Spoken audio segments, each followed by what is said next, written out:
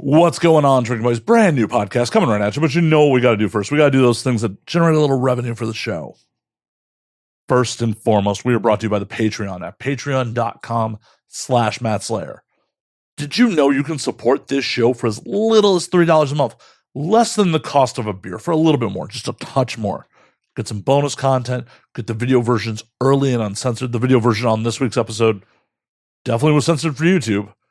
Whew. I just put a bunch of Malort Face clips up on the Patreon, so check those out. If you want to watch Little Puck or Scarlet Alexis drink a shot of Malort, you know how that goes. Once again, patreon.com/Matt Slayer. We are also brought to you by the merch store at anwt.net/merch. Cover your shame in my wares. Buy yourself an awesome shirt, rad hat, or a mug at anwt.net/merch. All of the merch obviously supports the show and shows the world that you're a drinking buddy. Go pick yourself up some merch. And last but certainly not least, the easiest way to support the show, the absolutely, positively easiest way to support the show is just signal boost. Let people know about the show. Also, costs you nothing. Just go to youtube.com/nowwedrink and subscribe. See the video versions when they come out a week later. Censored, sadly. And feed the algorithm. It's really that simple. All right, let's get on with this. My guest this week. You may not know her yet, but I'm sure you will. She's going to be a big star. Esperanza, a.k.a. Essie, got back. Essie's a kick streamer, performer, fairly new to the industry, but she is a riot. Oh my God. I'm just laughing the whole damn time. She also has a master's in psychology, so real interesting character here. So sit back, relax, pop a cold one, and enjoy, Drinking Buddies.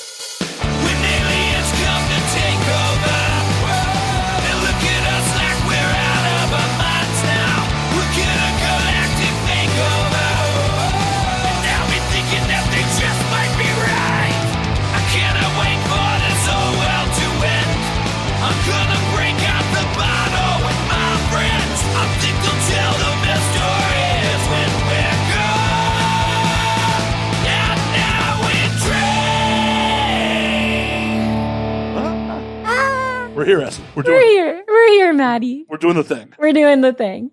Welcome. Thank you. Well, cheers. Cheers. With my hold on. Can we just talk about these cute little Coke cans that you got me? They're so fucking adorable. I was telling Maddie I love mini things. When I was like, "What do you want to drink?" And you're like, "Coke." I'm like, "Oh, okay. I guess it's gonna Coke Zero." Oh yeah, Coke Zero. Coke Zero. Yes. Sorry. Heaven forbid sugar enter your body. There's a difference. Oh, I'm such a sugar baby, though. I love sugar. It's okay. Wait a minute. Are you supposed to be admitting that on the internet immediately? I meant like. Sure. Okay. Once upon a time, but like, I mean, but no, I'm a sucker for sugar, except in my sodas. I love the taste of aspartame. I know. I'm weird. I mean, it's your personal preference. It's your body. Like, right. I'm not going to knock you. I bought it, obviously. Yeah, I know. And I appreciate it so much. Again, like, round of applause for the minis. They're just so cute. Ah! Okay. It's not like I have like some religious exemption. Like, no, you can't have aspartame in my home. How dare you? He's so sad. I wouldn't come on your podcast if you said that. Oh, I wouldn't have told you. I just would have put down like regular Coke and be like, sorry, it's against my religion to have aspartame. Isn't that against some religions? I'm sure it is. No, I'm thinking of Mormons can't have caffeine. They can't have fun. I know. God. But, well, kind of. Can't they have like 20 wives? Does that sound like fun to you? No, actually, that sounds miserable. 20 of me? Whew. And all your periods sync up? Oh, God. I was in a sorority, so like once upon a time. So like I got a taste of that. And oh, God, I need another sip. Right. And you're not trying to you're not trying to sexually satisfy everyone in that house. If you're the one dick for that fucking house, you're supposed to be the sexual gratification for everyone there. Oh, God. That's a lot of work. I know. It really, oh, God. You're totally selling polygamy. totally selling it, Maddie. It sounds all fun and games until you actually figure it out. Yeah. Like I'm still stuck. My ADHD brain is still stuck on like having to deal with 20 of me. That's a lot. 20 Latina women. Oh my God. What would you do? What would you do? Things that will get me demonetized. To myself. At least you're honest. I mean, I wouldn't get myself in that situation in the first place. That sounds like a really bad plan. Have you ever been in a relationship with multiple people? No. Never? It's never like crossed your mind? No. I've had multiple non-monogamous things going on. Right. That's not a relationship. But well, okay. I guess within that, like they were all like separate. Right. They're all separate. Some of them, it's very much established that we're just getting each other off and then going about our day. Okay. I feel that. I'm all about non-monogamy, but polyamory sounds like way too much work. I was in a few like polyamorous relationships before I got into the industry and everything, when I was like exploring my sexuality and just like what I like and what I want in my relationships. I dabbled in polyamory. So were you the primary partner or? No. So I was the lovely unicorn for couples. Were you okay with that? Yeah, I fucking loved it. I loved it. Here's why. The few situationships that I was in, it always turned out that the woman got like really jealous, and that's kind of what ended things. I was just happy I didn't have to be there for the aftermath. I was there for the fun. And then, when shit hit the fan, I was like, grand slam, thank you, ma'am, I'm outie. Oh, you can't make your car note this month? That sounds like your problem. Yeah, exactly. It's kind of like how I feel about, being the cool aunt, or like all of my friends, they all have kids. I don't have any. And that's how I feel about children too. I'm like, oh my God, I love hanging out with you. But the minute they start crying and pooping and yeah. I'm right there with you. I'm the cool uncle. Yeah. And I'm a fucking cool ass aunt. So I do really good at that job. I'm okay at it. I'm just You're okay. You're okay. I'm just okay. I could see it. I feel kids are a sucker's play. Yeah. I've been getting that question a lot lately, like, oh, do you ever want kids? And I can honestly say at this point in my life, like, I'm so okay with no. Like, no offense to everyone with children, but I'm so okay with like being selfish and spending all my money on me. Cheers to that. So fuck yeah.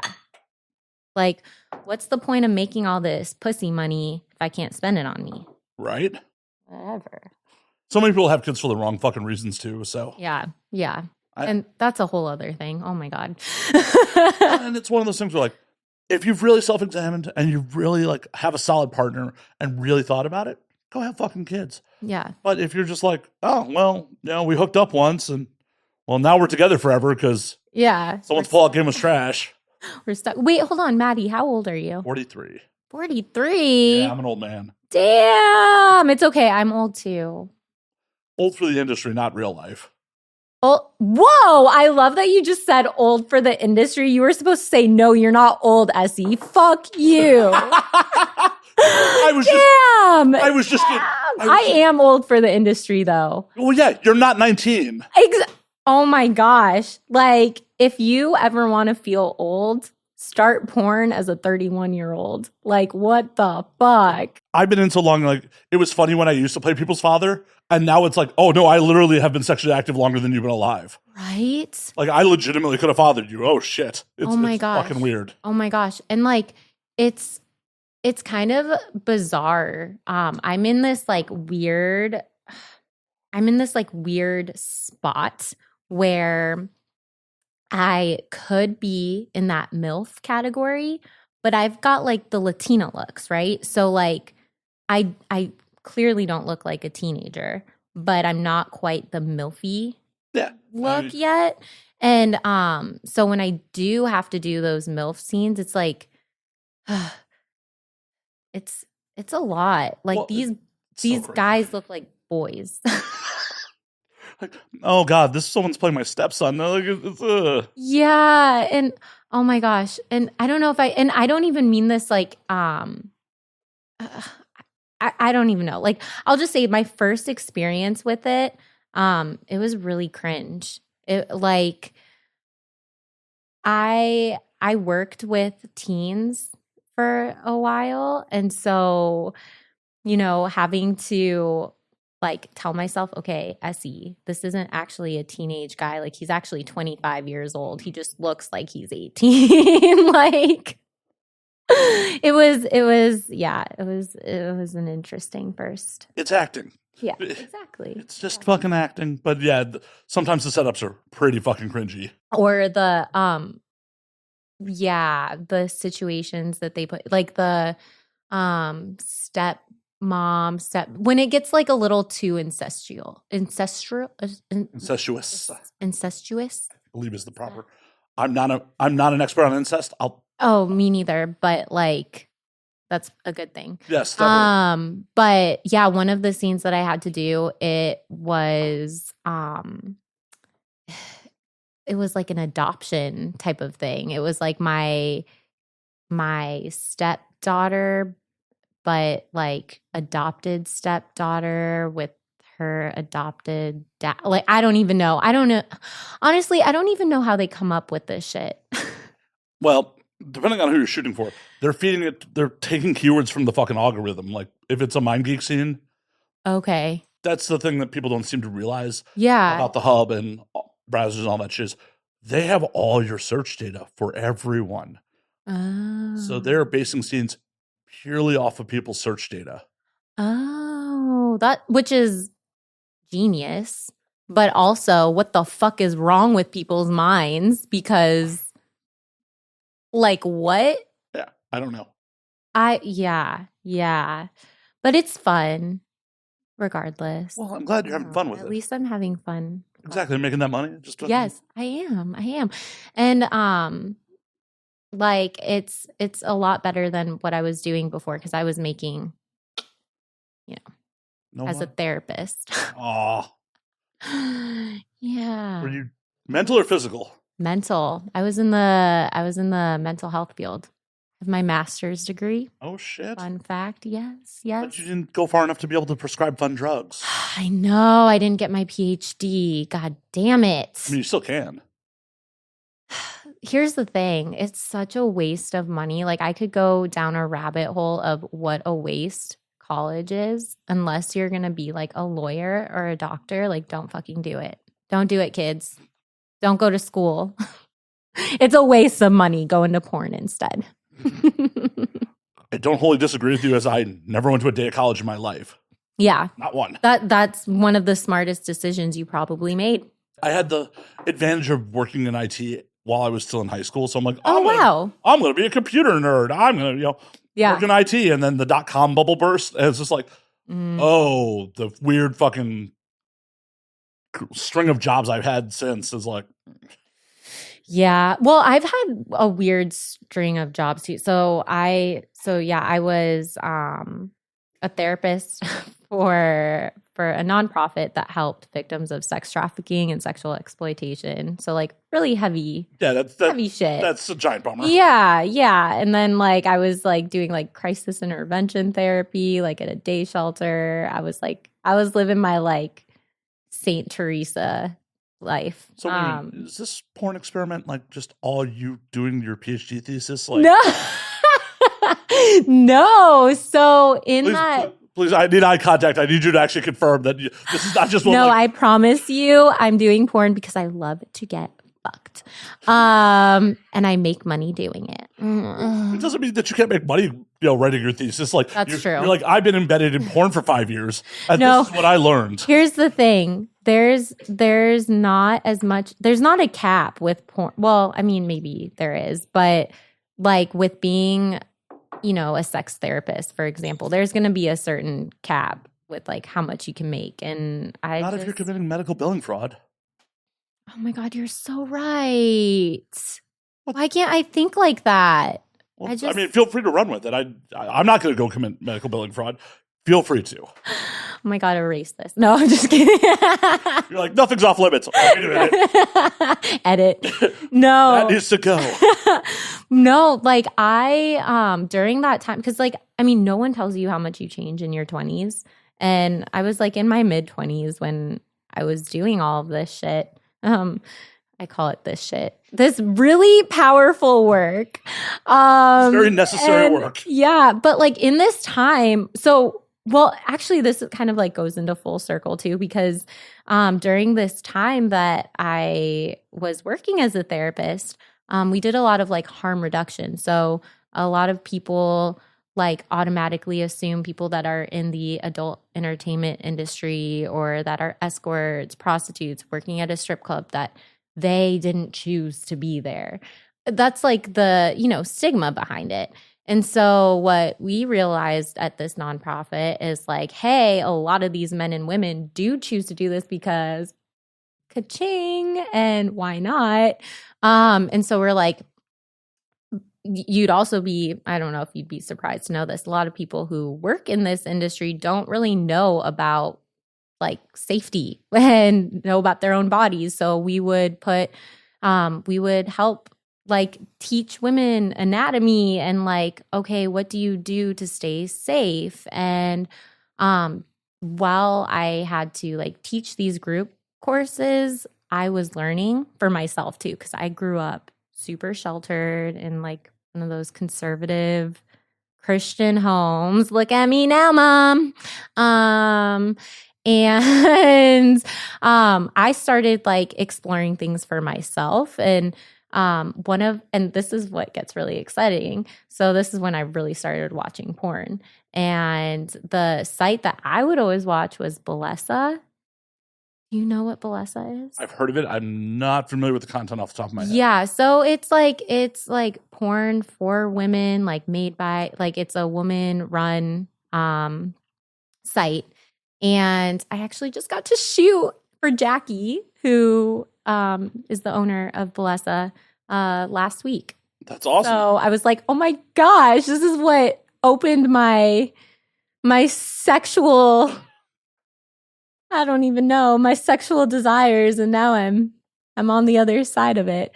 But yeah, I thought that was like a cool little flex for myself. Right? Like, oh shit, this is like started it? Yeah, well, because when I first really started like watching porn and like being okay with the fact that like I'm like this bisexual sexual woman, I mean I didn't know what Brazzers was. I knew what Pornhub was. Who doesn't? But I didn't, yeah. But like Bang Bros, like I didn't know what that was. Like there's so many like production companies that now, or even like I knew. So this is the other crazy thing. Like I knew what Vixen was, but I didn't realize, like, because you see Vixen, but I didn't realize it was a porn company. Like I didn't know what it was. Like I thought it was just like, I don't even know. Well, it's because they shoot so high end. It's like, oh, yeah. What is this? This could be like something mainstream. Yeah, yeah. No, they're just using helicopter shots for porn for some reason. Which is fucking awesome. A little excessive. It's a little excessive, but like it's still cool. It's still cool. It definitely is. Hire me sometime, guys. That's why I'm like, it's still cool. Hire me, please. We're all constantly trying to hustle for work. Like, yeah. Yeah. That's and that's something that's crazy too. I never saw myself like wanting to be like, or just to be excited for work. Like this is the first job that I've had that I'm like, I'm not working enough. Like I want more scenes. Like please, like give it to me. Gotta get out of Florida then. I know. I know. That's all I'm gonna say. Did not like California. So here's the thing. I really don't mind California. That's not like. But I don't love it. So I'm a West Coast girl. Like, I grew up in Colorado. I hate to break it to you. There's no coast there. Okay. Bitch. Okay, then what would you call Colorado? Because mountains. Right, but it's like in a mountain time zone. Right, but like if you're, it's not. It's mid, but it's not technically Midwest. No, it's the mountains. It's the mountains. I know, but you don't consider Colorado the West Coast. There's 3 states between that and the coast. I need a drink. Sorry. I don't know what to consider Colorado then. But okay, here's the thing. Like, Colorado is more similar to California than like Florida is. Well, yeah, because they legalized weed, so a lot of Californians moved there. Oh God, I know. We fucking hate Californians. Oh, that's why you don't want to move here. All the Californians came and ruined your home. But it's so expensive here too. Like, the house that I have in Florida that I bought, like, there's no way in, like, I could maybe get like a 1-bedroom house with like no backyard and with a roof that's half attached for what I have in Florida. And I have like, Colorado, by the way, is considered the Southwest United States. what? Really? That is what Google says and Wikipedia. Okay, well, ask any Coloradan and they're going to say they're from the West Coast. Well, yeah, they're misrepresenting themselves. Oh my God, Maddie. I'm just saying, there's multiple states between you and any coast. I will say, though, California does make me miss being somewhere with hills and, not just flat land. Florida's very, very flat. And full of alligators. Full of them. Okay. Full of them, but I've yet to see one. I know they're there. Oh, they're there. I know they're there. Because the women in my community, they have it's their own like group chat or whatever that I'm in. Oh my God, that's a whole other thing. Book club, all that shit. I don't fit in at all with these women, but they're always talking about like seeing the alligators, and I just stay the fuck inside when like I'll see other people coming out and taking pictures and I'm like, what the fuck? Why? Just stay the fuck inside. Every day you get to watch a dinosaur walk across your lawn. Oh yeah, they're like the closest thing that we have to dinosaurs. Yeah. Well, and whales. Yeah, but if you see a whale on your lawn, there's a big problem. That's true. I love whales, by the way. If you see one on your lawn, it will probably be dead. Yeah, that's very true, especially because I'm not that close to the beach. Oh, that would be really weird to have. I'm about an hour away from the beach. Yeah, that would be really weird to have a whale just chilling there. Yeah, I don't know how it would get there. Probably by truck or tsunami. I don't know. Tsunami? Do they even have tsunamis in Florida? I mean, we didn't have hurricanes in LA on the regular. We had one last year. There was a hurricane here? It was a joke, but yeah, they called it a hurricane. And it was just like, this is just kind of heavy rain. But that's basically what I've learned. That's basically what a hurricane is. It's just really heavy rain. I don't know. At least in Tampa. I'm in Tampa. So Tampa is a little different from the rest of Florida. Like, we always are told that we're going to get hit, and then it just kind of just detours around. Right to Cuba. Yeah. Which is basically all of South Florida.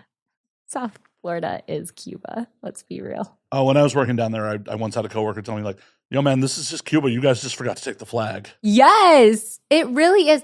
Oh my gosh. It's so refreshing too to be in California where people like, because I always get asked, like, what's your ethnicity? Because apparently I have a very, very unique look.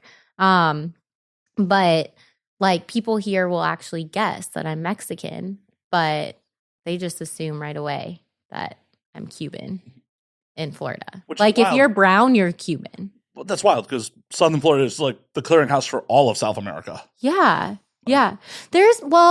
I don't know. There's a lot of Colombian. I've noticed there's like a lot of like Colombian, of course, Cuban influence. But there's not a lot of good Mexican food. Like, there's a difference. Oh, yeah. Like, that's the other thing. Okay, I'm like selling myself on California right now. I'm like, wait, there's good Mexican food here. There is. There's a rad taco mountains. truck blocks from here. Really? Oh, yeah. I've noticed a lot of different just food trucks around. Oh, yeah. Just in general. Oh, yeah. We have a rad food truck scene. I need to check that out. I've been trying to be healthy. That's a lie. That's a lie. Emphasis on the try. I mean, as long as you're trying, that's all that matters, right? Yeah. Like I've been here since I'm here the entire month. I'm here until the 29th. And it's hard for me because when I'm on vacation, I give like zero fucks about like what I'm eating or like going to the gym and stuff. But I have to keep reminding myself that like this month it's not vacation. Like I'm working. You're on a business trip. Yeah. We're at work right now. I know. Isn't that weird? We're drinking at work. I love it. I love work. Oh my God. Cheers. I love my job. Oh my gosh. I really do. Well, and that's the important part. Like the amount of people in this world that are just like miserable at their job every fucking day and then don't do anything to try to change that is just fucking crazy to me. Yeah. I think my entire life has been set up for me to be where I am right now, to be in porn. Like, not on my podcast? I thought. Well, and on your podcast. Your whole life was set up for this very moment. For this very moment to be on your podcast. Yes, exactly. Exactly. Like, my life purpose was to be on Matt's podcast. It's all downhill from here. Oh, fuck me. Please, no, I'm just kidding. That is inappropriate. We're at work. That is sexual harassment. I'm reporting you to HR. Reporting you to HR. HR. He's like, shut the fuck up. No, like I really think about it because like at this point, I'm like, what would I do now if I wasn't doing porn? Like, I don't know. Like this is best case scenario for me.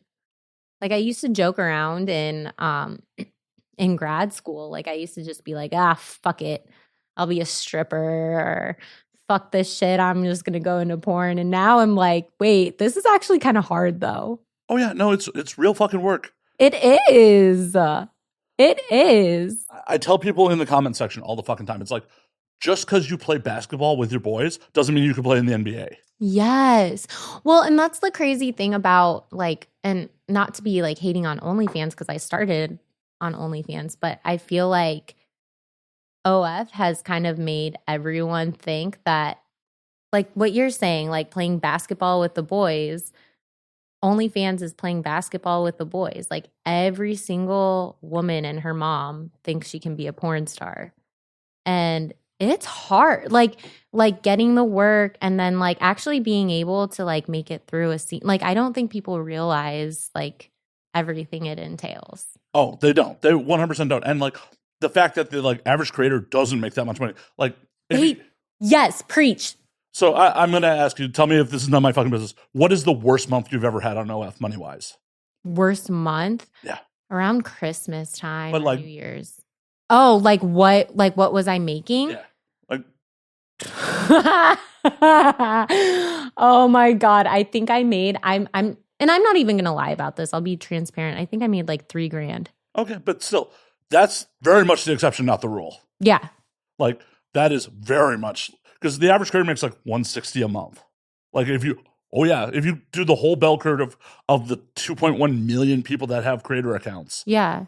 It averages out to like $160 a month. Like $160.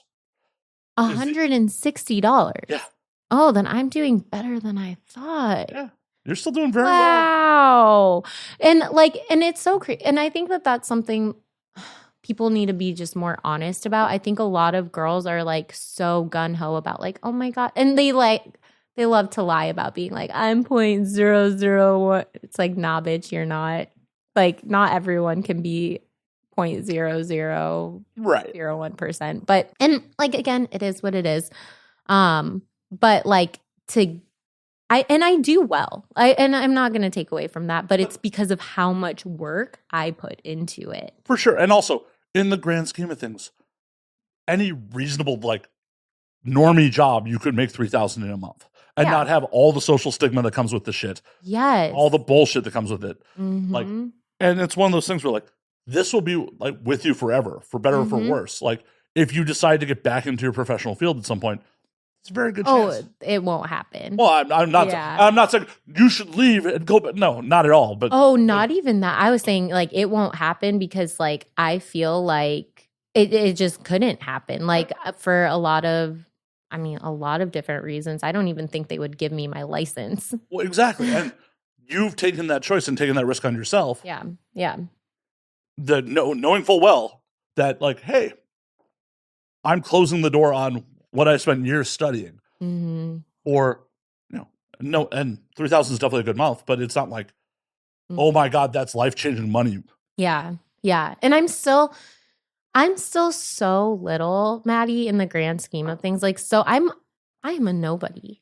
Like, in a matter of fact, let me tell you how little I am in this. So you want to hear what my why is for making it big? I'm not going to mention names or anything. Well, please don't. I was at AVN for my first time. I just started porn, like mainstream, in December. Was at AVN in January, and I had someone who has a podcast, like totally like rizzing me up, being like, "You have one of the best asses," which, like, yes, I know. My publicist said the same thing when I told him you were doing the show. He immediately went to your social media. Oh, she's got a great ass. Like, oh my God, I love it. Thank you. Tell her to reach out to me after the show if she's cool. I love it. Yes, that's where I get the Essie got back, it's real, folks. You're welcome. So he's like totally like, and I kept running into him. And then I made a comment in passing. I was like, oh my God, I should totally be on your podcast. And he goes, you're not big enough. And so that's my why. You want to know why I want to make whatever big enough means. Like, I don't know what big enough means, but that's my why. Because he's gonna ask me to be on his podcast. And you should say fucking no. Yes, that's what I'm gonna do. And he's gonna ask why, and I'm gonna say, because remember when you said I'm not big enough? Go fuck yourself. This is the exact reason that I have entertaining people on. Like, I don't give a fuck. I would rather have someone who has small numbers and is enthusiastic and fun to be on air with. Yes. Someone who's fucking the biggest name in the world and they just are like, oh, I'm doing you a favor to be here. This is me promising. You can always bring this back if I ever change, okay? On film. It's on film. I don't ever want to become that person. Like, I don't ever want to become that person that's like, okay, if I'm signing at a booth, I can promise you I'm never going to charge you to take a picture with me. But you should. I don't want to. That's just not me though. You know what I mean? Like, I always want to be that approachable person. Like, I never want to think I'm better than anyone. And I know that seems like such a little thing. Like, but like it's stuff like that where like I just don't want anything to change me. I always want to give like different, no matter how big or small like your podcast is or like a collab, like I'm always going to shout out someone. I'm always going to like tag you. Like, it doesn't matter if you're smaller than me. It doesn't matter if, you know what I mean? And I never want that to change ever. Well, and that's how it should be. Like, there should be some professionalism and, reciprocity for doing the thing. Because you never know, like, what moment, even if it's not a big show, like, what moment from that show is going to catch someone's eye and like, oh, wow, that has a couple million views on social media just because, you said something awesome on a place. Yeah. And so, again, like, I know my place, but I also know, like, I can do this. Just wait in a year. Okay? When you're not returning my calls, I see how it is. Bitch, you know I'm going to.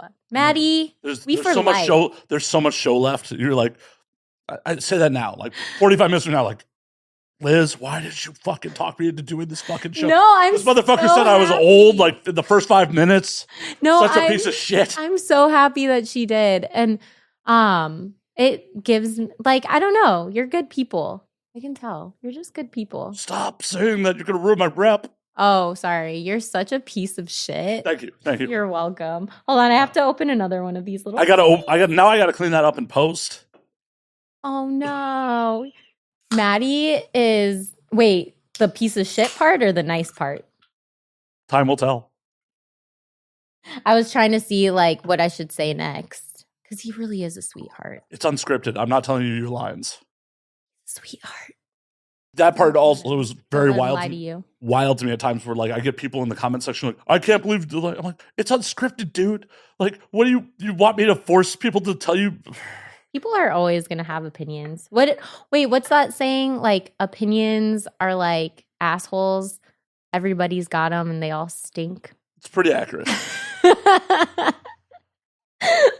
Wait, hold on. Pass me that whiskey. Yeah, that's how much I've drank already. Oh my goodness. You're so crazy. You barely touched it. That bottle was unopened. Oh. I opened that on air. Oh. You were drinking out of the first bottle. Oh. Which I had some of also. Damn, Matt. You getting crazy. You trying to get lucky tonight? I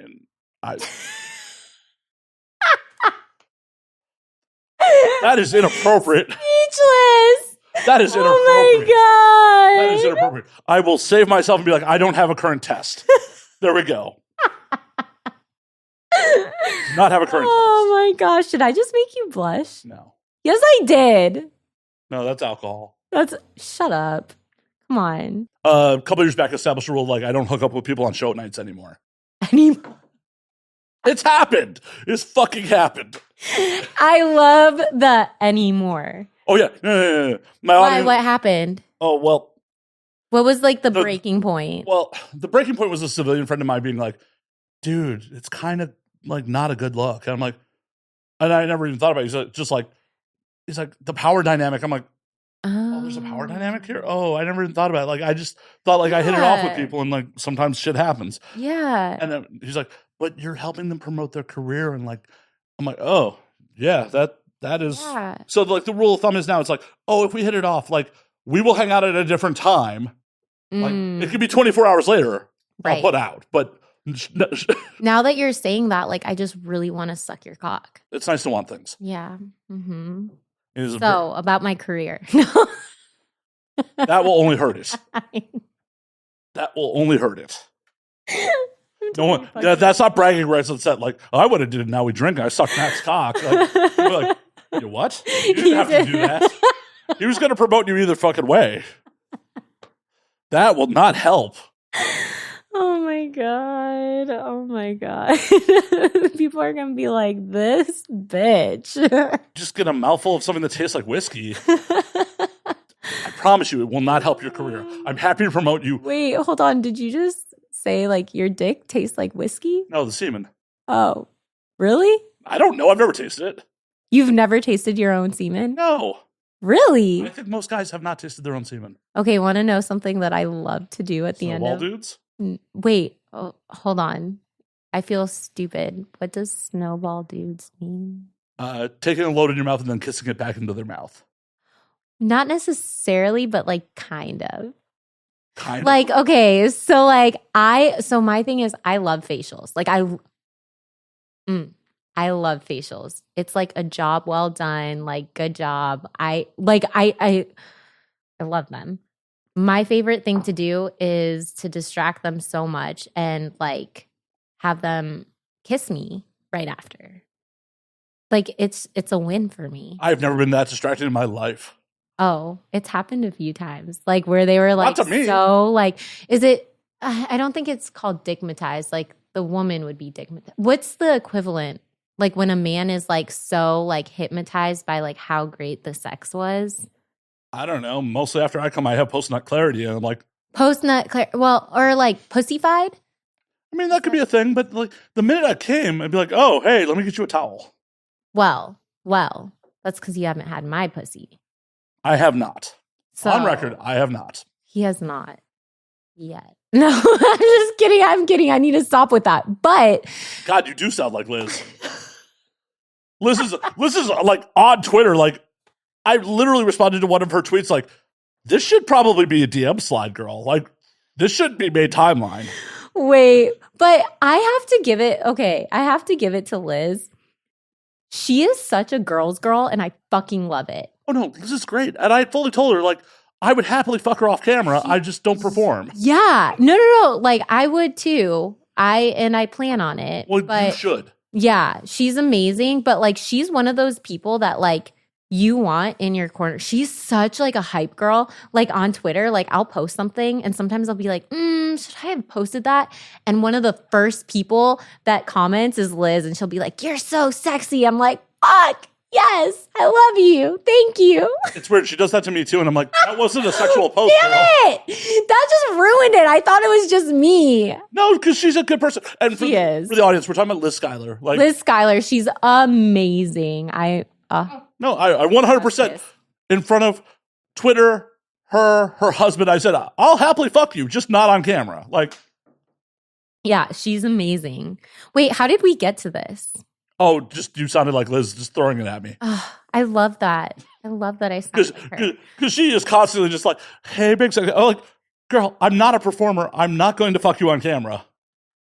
I love that. I like being compared to like cool people like that. Like so now I can say personality wise, Liz Schuyler, I'm so okay with that. I just met and collabed with Adra Fox. Oh, I saw that. Congrats on that. Thank you. Apparently we look alike. I mean, I've never met Adra in person, but I mean, there are some similarities in the body type. Yeah, I think, well, it's not even okay, this is what kind of creeped me out. That's not the right word. I was like scrolling through my Twitter and she had posted a picture and I stopped because I was like, when did I take this picture? It's our facial. Oh, I thought you were about to be like, how's my pussy on that? No. That's my clitoral hood? That's my clitoris. No, I finally had that realization as I was scrolling. I was like, oh my God. It's from certain angles. We have like, because we were trying to figure it out. Because I was like, I'm the tan version, I guess. It's a nice way. But we both discovered it's because we both have like 20% Polish in us. So we're like, it must be the Polish features. I don't know. We were trying to figure it out. But I feel like there's a kielbasa joke there somewhere. I know, right? There's definitely got to be a joke there. But I'll take it though. Like I had so many people telling me, again, I'm still really new. I just started in December. So in December, that's like when people were like, oh my God, do you know who Adra Fox is? Do you know who she is? And it's like, no. And I had like guys like DMing me, like, you need to meet her. She's your twin. And so I like added her and I was like, hey girl, we should collab some. I didn't think that she would respond. And she was like, whoa, I guess we kind of do look alike in some pictures. And yeah, she's a sweetheart. If you ever get the chance to meet her. Some other people have like, because she's like, oh, I should do podcasts now. And a couple people were like, you should go. And she didn't respond. She didn't respond. I will, you know what? I will recommend. You say that now. To you. We'll double back on that at the end of the show. She's amazing. She's amazing. At the end of the show, you'll be like, nah, never mind. I'm rescinding that offer.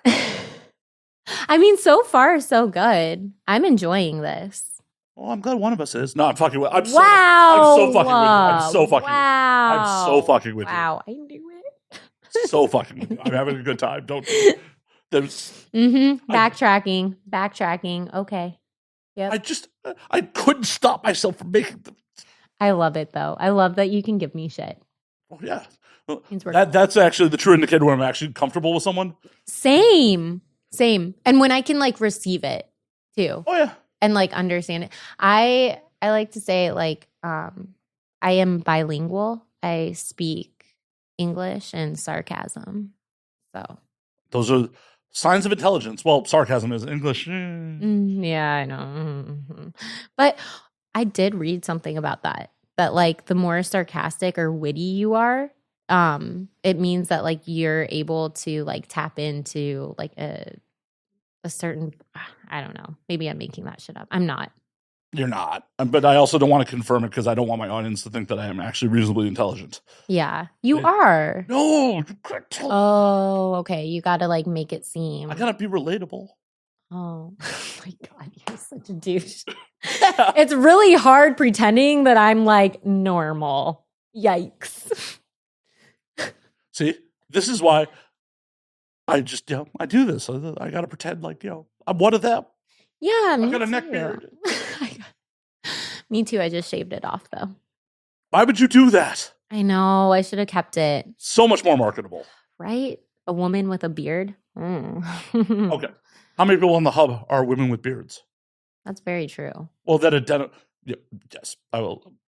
Wait, hold on. Well, you're going to say something. I was going to say something that's wildly politically incorrect. Do it. Well, no, it's, there are people that started life as women that now have beards. Oh, I guess that's true. Yeah. That's very true. I just was about to phrase that really poorly. Yeah. Okay, I feel that. I get what you're saying. I'm smelling what you're stepping in. It smells horrible. I mean, don't worry, I've said a lot of things that'll get me canceled over the years. So, but you know what is so crazy about Pornhub is like people are like, oh, there's something for everyone. But like, I'm still trying to find what I am for everyone. Well, you shouldn't be for everyone. I know. But like, where are all the Latina lovers at?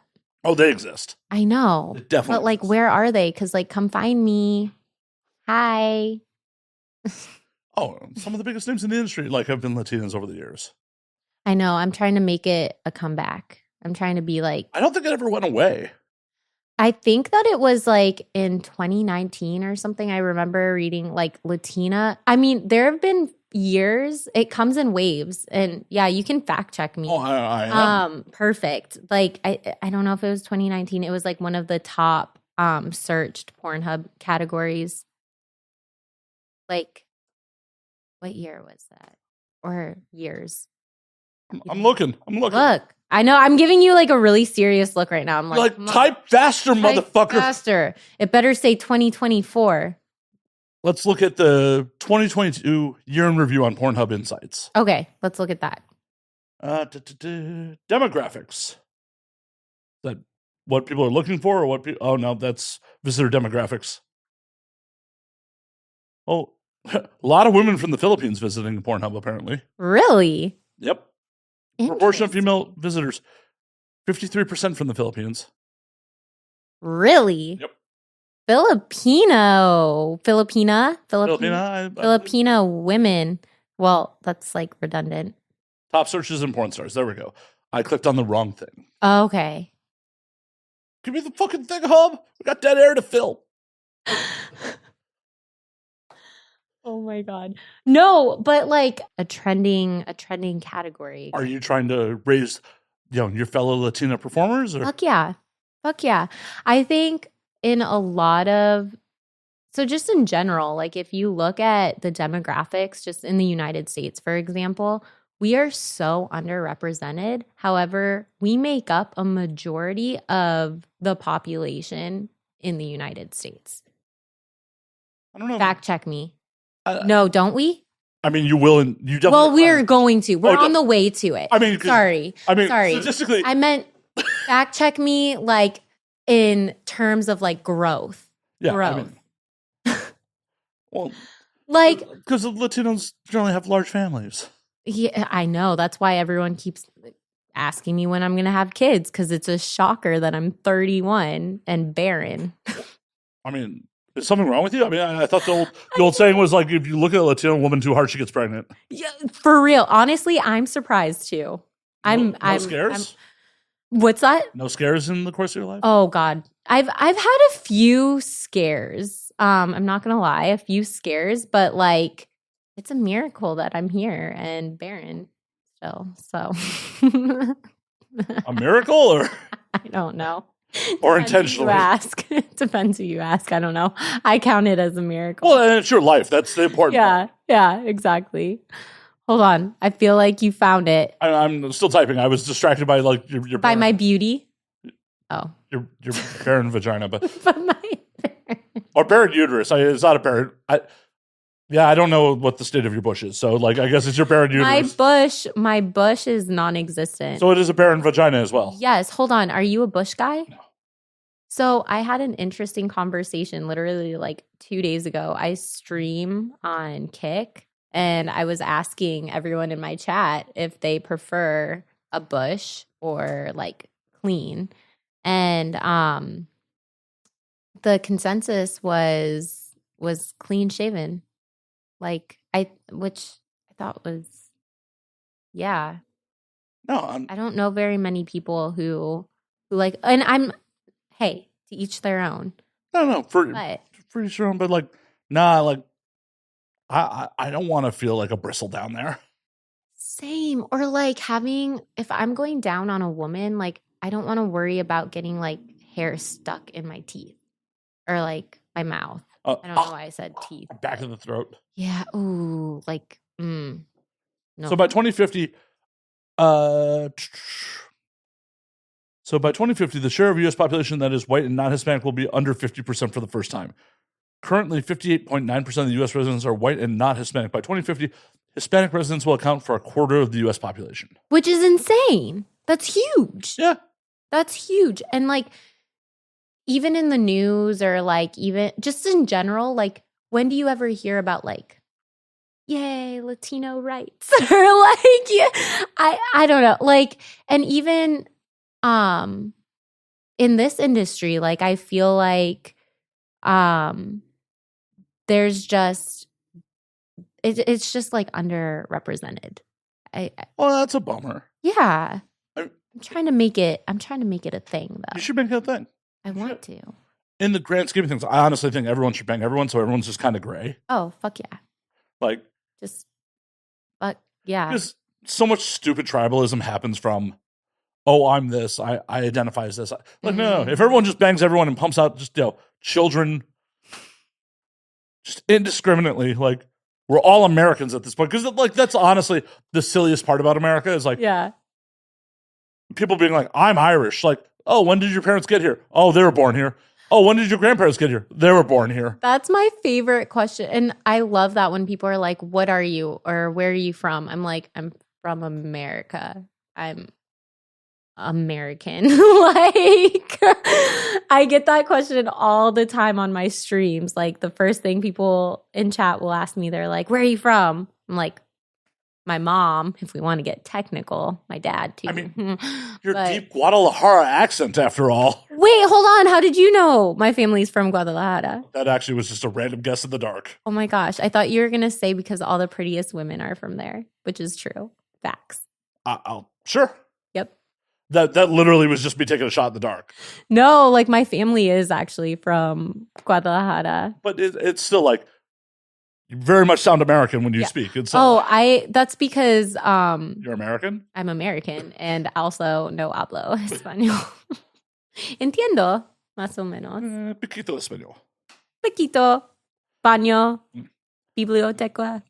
I said that wrong. Uno whiskey, por favor. Tequila? Oh, no. I have been to multiple Spanish-speaking countries and just out here asking for whiskey. Yeah. Nothing is more confusing than being in Spain and being like, uno four roses, por favor. Because Four Roses is a whiskey brand. Oh. How do you say whiskey in Spanish? Whiskey. Oh. It's just whiskey. Oh, I thought it was going to be something cool. No, it's just whiskey. So is that the same with like vodka is probably like vodka? I don't know. I don't know. I don't drink vodka regularly, so. Look it up. I'm on it. I was already on it. It's still vodka. Oh. Damn. Look, we're learning Spanish together. Like this is a Duolingo episode. Yes. Look at us educating people. I'm going back to Cuba in like a month, so. Going back? Yeah, I was there in 2017. That's so cool. We were just talking about South Florida. Well, yeah, I'm going to XBiz Miami and then I'm going to Cuba. That is, oh my gosh. I would love to go visit Cuba, but I've also heard it's really sad to go. Because like yes you and see no. how much they just don't have there. So it's a mixed bag. Okay. I was there in 2017 and I had a blast. Mm-hmm. because it's a wild place because they don't have as much. Everyone is on a wild hustle. Yeah. Like we had some dude, like we were trying to get back to our Airbnb, and one of my friends who speaks Spanish is like, "Oh, this guy will take you." I'm like, "Oh, cool." It was just some dude with a car. He was just like, "I'll make $20 driving you guys out to the suburbs." Damn. Or, you know, some dude was like selling counterfeit cigars out of his apartment. That it's just a wild. Everyone is on a hustle. Yeah. Like one of my buddies hooked up with a Cuban national, and he was like, "Yo, when I got in the cab with her, she was paying a fraction of what we were paying for cabs." Oh my God. Because so like cabs don't have meters. You just negotiate with cabbies. Really? So is everything there basically like negotiable? Yeah. It's like technically a communist state, but it's hyper capitalism at ground level. Wow. So what are you going to Cuba just for fun? Officially, for the State Department, I am going for journalism because it is not legal to go there as a tourist. Tourism is not illegal. Tourism is not legal for U.S. citizens. I thought that was like. Nope. Oh. I am going for journalism. Okay, so you're going for journalism. Yep. Are you going alone? So far, at least one other person's coming with me, but we'll see who else wants to come. Yeah. When are you going again? The day after XBiz Miami. Oh shit! Yeah. So next month. Yeah. Oh my God! Because most of the cost of getting to Cuba is getting to Miami, and since I'm already going to be there for XBiz, I'm like, yeah, I'll hop the 45-minute flight. Oh, it's only 45 minutes. Uh huh. Damn, I didn't even realize it was like that close. Like I knew it was like right there. Yeah, it's only 90 miles south of Key West. Wow. Maybe I need to go to Cuba. You guys want to come with? Like, I'll let you on the travel plans. Well, I would love to, but I hear a big but like. But no. This is exciting news. Okay. See these babies? They're about to get a lot bigger. Okay. On May 6th. Right before XBiz? I'm not going to be going to XBiz. I know. So that is such a bad plan. Fuck, is it really? XBiz Miami is the creator's show. Like, well, my manager didn't tell me that. Well, your manager fucked up. Yeah, he really did. You fucked up, manager. No, I'm on the 6th, I'm getting them done, and then I'll be like recovering for the month. Push it back like 2 weeks. But then that's like more time that I have to be away from work. I'm like, my plan is to like be back working in June. Or you could, come to XBiz Miami, network very well, come to Cuba with us, but shoot like who else has Cuban content? Who else has content shot in Cuba? That's actually pretty legit. We're there for journalism. I'll have cameras. Oh, you're so smart, Maddie. Don't stop saying that. Okay, you are such a dumb fuck, Maddie. Perfect. That's the clip. That's the clip, y'all. Yeah, and then like I'm only rolling down there for like 4 days. Like, oh, so it's a quick trip. Oh yeah, because like I got to be back here. I got a lot of shit going on. No, you don't. I actually do. Sadly, you do. I do. I'm so proud of you. Yeah, like I can't announce it now, but like the reason I'm going down XBiz Miami is like a new project that I'm going to be announcing down there. So what? Yeah, I'll tell you about it off air, but like it's not like ready for the prime time yet. Oh my God, I love that for you. I love it for me too. Yay! I love hearing like success stories, like people. Well, it's not there yet, but it will be. Manifest that shit. You got to I plan to. Yes. You're making it. You're making it. You're doing the thing. I am doing the thing. Successful or not, we'll see. I believe in you. Like, look at this. Like, well, because okay, I see how excited you are about it. Like, I can like feel your passion. Like, look at your setup here. Like, you got this. This is like, no, I'm serious. Okay, listen. For being in, can I say for being in your apartment? Do people know that we're in your apartment? Yeah, the people know they're in my apartment. Listen, this is a sick getup. Okay. And like, I can tell how excited you are from the minute that I walked in. Like, you were like fucking pumped for this shit. Like, and you've been doing this for, what did you say, 8 years? Yep. You're still excited. You're still doing it. So It might just mean I'm a crazy person. I mean, aren't we all a little crazy? Well, yeah. To be successful, you kind of have to be a crazy person. Well, yeah, because otherwise society just tells you to do something safe. Right. And that's honestly like what I love about this industry in general is like everyone who's in this industry has decided like, fuck what society says about us. Mm-hmm. We're going to do our own thing. I think that's why this is such a perfect career path for me too, because I feel like I've always been like that. Since the time I was a little girl, like I always wanted to like, what is it called? Like ruffle someone's feathers or ruffle feathers. Is that the saying? Like I love getting an uprise out of people. Like my favorite football team. Okay, so I was born in Ohio. But I know, me too. But I am a diehard Steelers fan. Okay. So were you born in Youngstown or some shit? God, no. Cleveland. Well, to be specific, I grew up in the hood. Like Akron. Akron? I've been to Akron. Yeah, like yeah. And LeBron. Yes. But when I was little, I remember like watching like the Browns and the Steelers playing, and everyone would be cheering for the Browns, and I would start cheering for the Steelers, and it was just to get a rise out of everyone, and then it just kind of stuck. So I'm still a Steelers fan, but like that's kind of how I live my life. Like I love to get a rise out of people. I love to go against the grain. Like, so this job is so fucking perfect for me because it literally goes against everything society says is good. And yeah, it's perfect for me. Do you wish you had gotten in younger? I do. Well, okay. I answered that too quickly. You did. Yes and no. Okay. I maybe like a year or two sooner, but I appreciate that I've lived a life and I've discovered who I am. I think it would be really hard for me to come in as like an 18 or 19-year-old, still figuring out like who I am. Because I mean, I'm 31 and I'm still figuring that out. I think no one ever actually really fucking fully figures it out. Absolutely. But do I know myself and am I more confident in who I am now than I was even like 4 years ago? Fuck yeah. So I think that I have enough like life experience under my belt where I'm like I'm very secure and happy with my decision and what I'm doing. Just for a little inside baseball, she was nervous before she got on air though. I was so nervous. Like I don't know why. Me neither.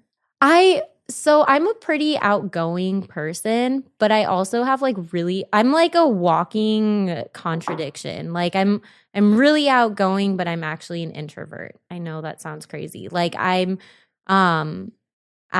can socialize with people pretty easily, but I also have really bad social anxiety. Like it's like a little bit of both. I just fake it till I make it. I mean, that's all you got to do sometimes. Like, yeah. Sometimes you got to put on the performance. Right. Except in sex. I don't like to fake it in sex.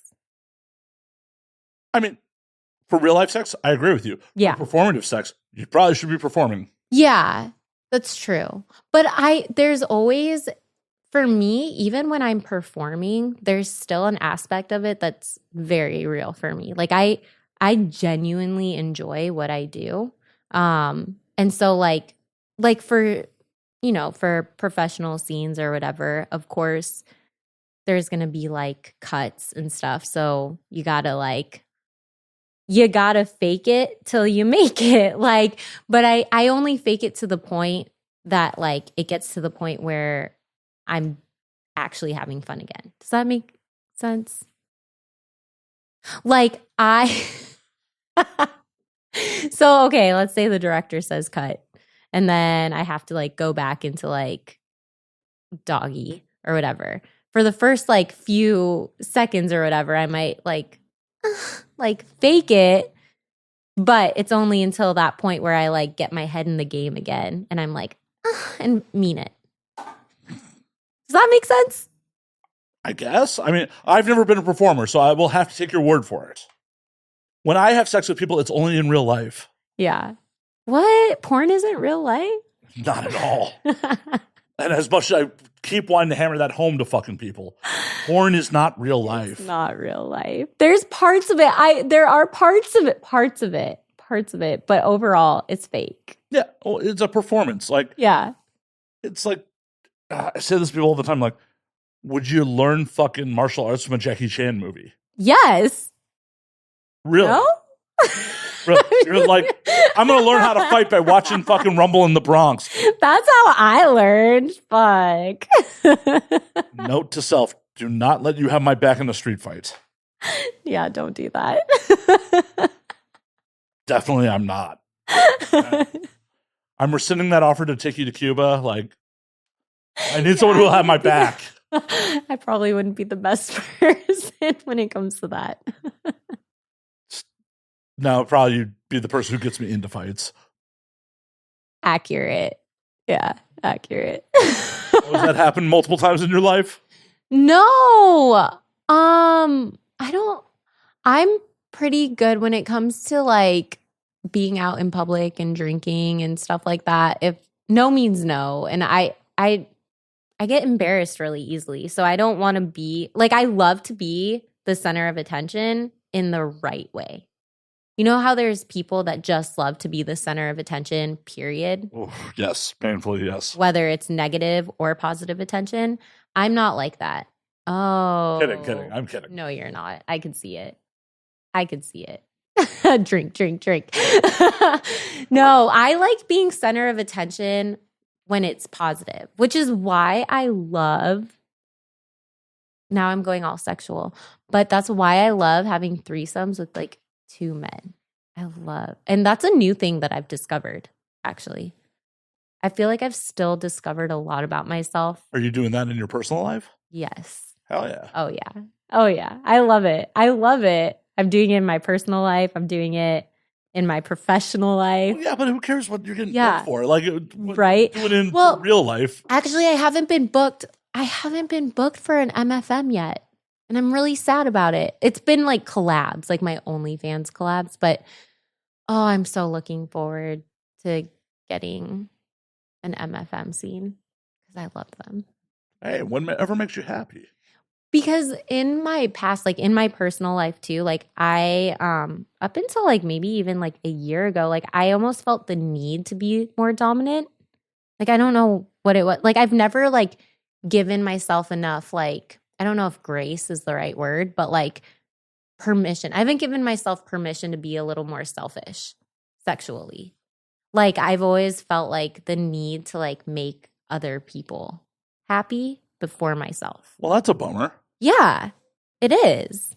And like even with like other women and stuff, I've always like been more dominant. But I've been like recently just letting myself be more submissive, and it's a vibe.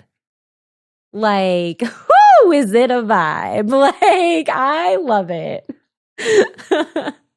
You gotta do what makes you happy in this life. Yeah. And like that's my favorite thing about like being with like 2 men. I feel like, I don't know, it's just like giving up all that power. Just like now, do you want to be with 2 men that are into men as well? That like are bi dudes that are like, I haven't done that. I don't know necessarily. I can't say that I'd be against it. I guess I haven't really like thought about it. The thing is, it goes back into like being like submissive and having the attention on me. Like that's why I like being with like 2 men. I feel like when I'm with like if I'm having a threesome with another woman, I feel like I have to share that attention with her. Like I'm not the type of person or like in that situation that's going to make it all about me if there's another woman. Like I feel like, I don't know, there's something. Do you ever get upset if like you're in a man, woman threesome and he doesn't come with you? I guess it's not even. Oh, maybe it's because that's never happened to me. You're like, I always get that nut. Yeah, I guess shit. That's a good question because that's like never happened. Well, how would you react if they busted with someone else? I don't I don't know because it's always been like where it's like been mutual or it's been me. Well, because you were saying earlier that you were the unicorn in some of these relationships. Yeah. And that's a ballsy move to not come in the one you love. Yeah, that is. Oh. Now I can understand why these women have been jealous. Like, their dude is out here, like, busting with you. Damn, Maddie. You just therapized me. Shit. You just sex therapized me. Hold on, though. I don't know how I would feel. Like, now I'm thinking about, I think I'd be okay with it. Now I'm going to sound like that, like, basic bitch that's like, I'm not jealous, but I'm not a jealous person. I feel like if we both did the work and, like, and I think what would make me jealous or, like, resentful is if it was, like, the other woman was, like, blatantly trying to make it all about her and not share. And I think that's why I go out of my way to make sure that I'm sharing. Because I don't want another woman to feel that way. No, I have empathy while I'm having sex. Oh my God. What? What? Real human emotions and sex? Right? That's so weird. It's so crazy. Why would you do that? I don't know. God. I'm an awful person. I know. Like, making it emotional? Ugh, gross. Gross. Damn. I'm like thinking about this now, but I'm sorry. I didn't mean to, like, pull back some deep seated, like, oh shit. No, it's not even. It's just like I'm genuinely like trying to think of a time where, yeah, no, that's never happened to me before. So, pro tip: anyone who gets in a threesome with her, come in someone else so we can get a report back next on the next show. I'm gonna like punch a bitch in the face. How dare you get that nut? That was mine. Mine. Mine. Oh my God. Oh my goodness. But yeah, I really do enjoy like I've discovered that I really do enjoy being like that center of attention, which is, and it's not that I don't like to share attention with another woman. Maybe it is. I don't know. Now we're discovering new things. Oh no. Maybe. Oh my gosh. But the thing is, like, I do enjoy being, because, like, you would think being with another, like, having a threesome with another woman would be perfect for me because I'm bi. So I get, like, the best of both worlds. Actually, speaking of best of both worlds. Uh-oh. I had my first collab with a trans woman. How'd that go? I really enjoyed it. Like, best of both worlds. I got a dick and I got boobies. I mean, you could just hook it with fat dudes. That's very true. More cushion for the pushing. Right? You don't have to worry about bony hips, like, pushing into you. Exactly. Oh my gosh. I think I just found my new type. Trans women definitely need love too. Yes. I'm not saying you should exclude trans women for fat dudes, but you could do both. You could do a trans woman and a fat dude at the same time. Oh, I might try that for my next OnlyFans collab. I'll add that to my list of things to do, of people to do. If there's any fat men that have boobies, I'm sure your DMs are going to explode. Oh, I'm sure. I actually did post on my Instagram. I did kisser slap. Have you ever seen that before? Yeah. So I did that, and like I was in Fort Lauderdale like 3 weeks ago for that is like the South Florida like fucking content. It was amazing. It was so much fun. I just went around and like I had like my Brazzers stuff on and I interviewed like a bunch of college guys And I ended up interviewing one guy who definitely had some man boobies, and he was like, hey, can I motorboat you? And I said, fuck yeah, but only if I can motorboat you back. He didn't think I was going to do it. I fucking did it. I got in his sweaty ass little yeah, I got in there. Did you get his contact info? Can you DM slide him and get him in the scene?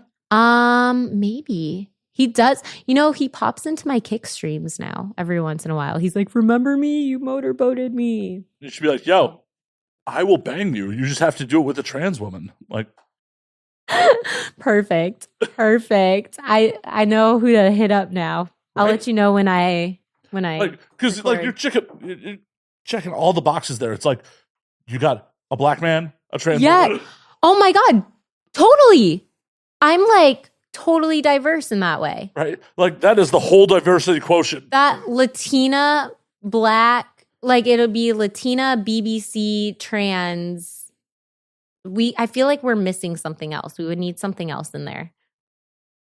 Really? Like really like encompass everything. No, I think that's pretty all inclusive. Yeah, I mean, unless like the trans woman was Asian. Oh shit. Perfect. There we go. I know what I'm going to I know my next video. Thank you. You're welcome. Maddie. You're welcome. You're welcome. There we go. You can find that on my OnlyFans, Essie_got_back. Shameless plug. Get it. I'm all about you making that money. Shit. No, please don't come on here and promote yourself. Please don't make money from the. I'm sorry. I want you poor and broke, damn it. God, that is so mean. That's the meanest thing I've said all night. I don't know. You've said some pretty hurtful things. You've called me old like 3 times. Twice. Oh, sorry. And I don't mean it. Twice. I don't mean it. It's okay. I mean, how can I make it up to you? Non-sexually. Oh, then I don't know. Here, have another small can of Coke that I got you. Okay. See, I bought you things. They're so cute. I love these things. I am going to pour a little more in there. I have a problem. I love Coke Zero. I'm addicted to it. There's worse things. It could be like crack. Yeah, crack's not so good. Or meth or heroin. I feel like if you had a crack or meth addiction, though, you'd be very productive. That's true. But like, I'm pretty productive just drinking Coke Zero. But think how much more productive. I don't know why I'm. Are you trying to sell me on meth and heroin? No, not heroin. Oh. People don't get shit done on heroin. Okay, meth. Yeah, just meth. Just math. Just once, kids. Wait, do you remember those? Enough. Do you remember those commercials? Not once. Yeah. You know you're old, like if you know what I'm talking about.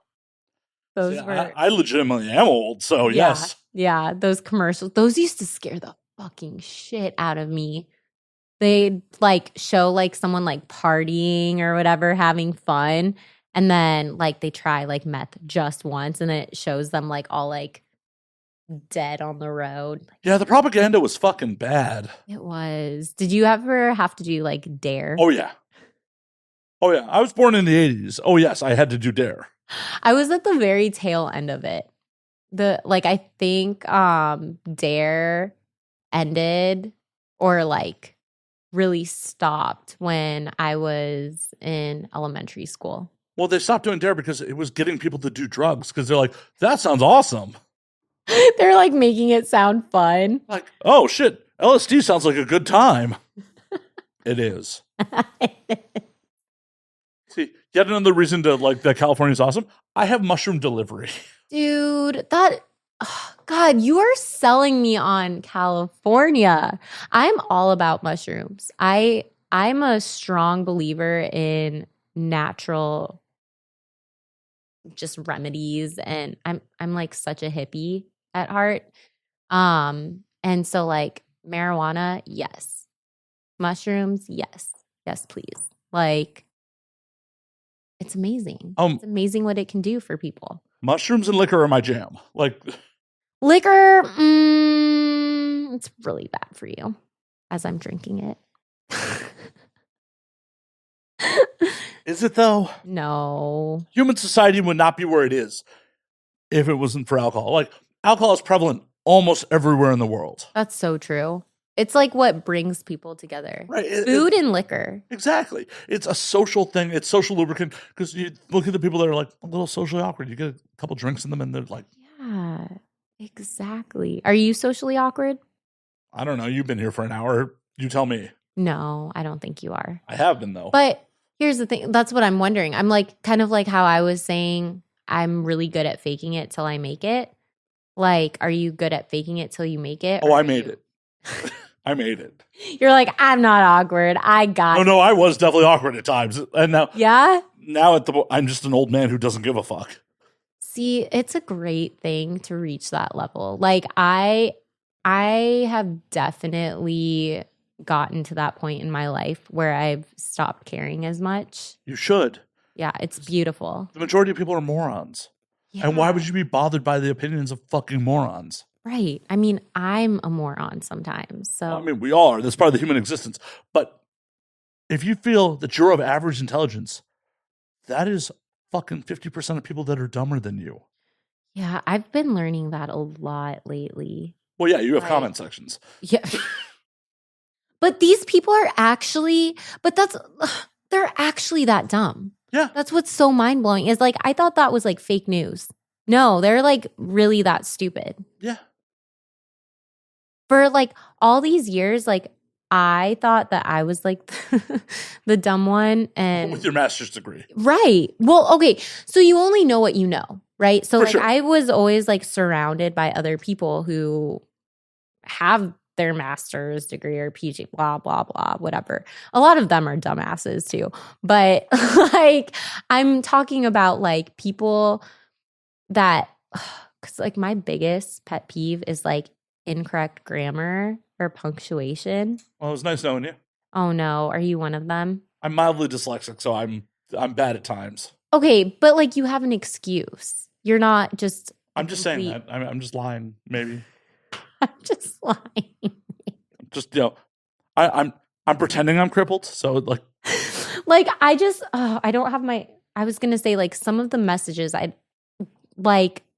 It blows my mind. Like I will just message these people back just because I'm like, is this real life? Like the way that they reply to me. And I'm like, wait, how old are you? And they're like, I'm 40 years old. Blah, it's also blah. hard to text with one hand. Oh, that's true. Look at you looking out for all the. No, I'm not. Believe me, I despise most of them. It's just like, wow, like people are really that stupid. Like, wow. Yeah. Wow. America, right? It's the world. Like, it's not an American exclusive thing. I mean, yeah. Yeah. There are stupid people everywhere. There's multiple generations of just hasty, unplanned sex that has resulted in. That's true. That's true. I know. Like, You ever meet someone and be like, how are you the strongest swimmer? yes. Or like, have you ever met someone where like you look at them and you're like, oh my God, you are the reason there's instructions on my shampoo bottle. Like truly. Yeah.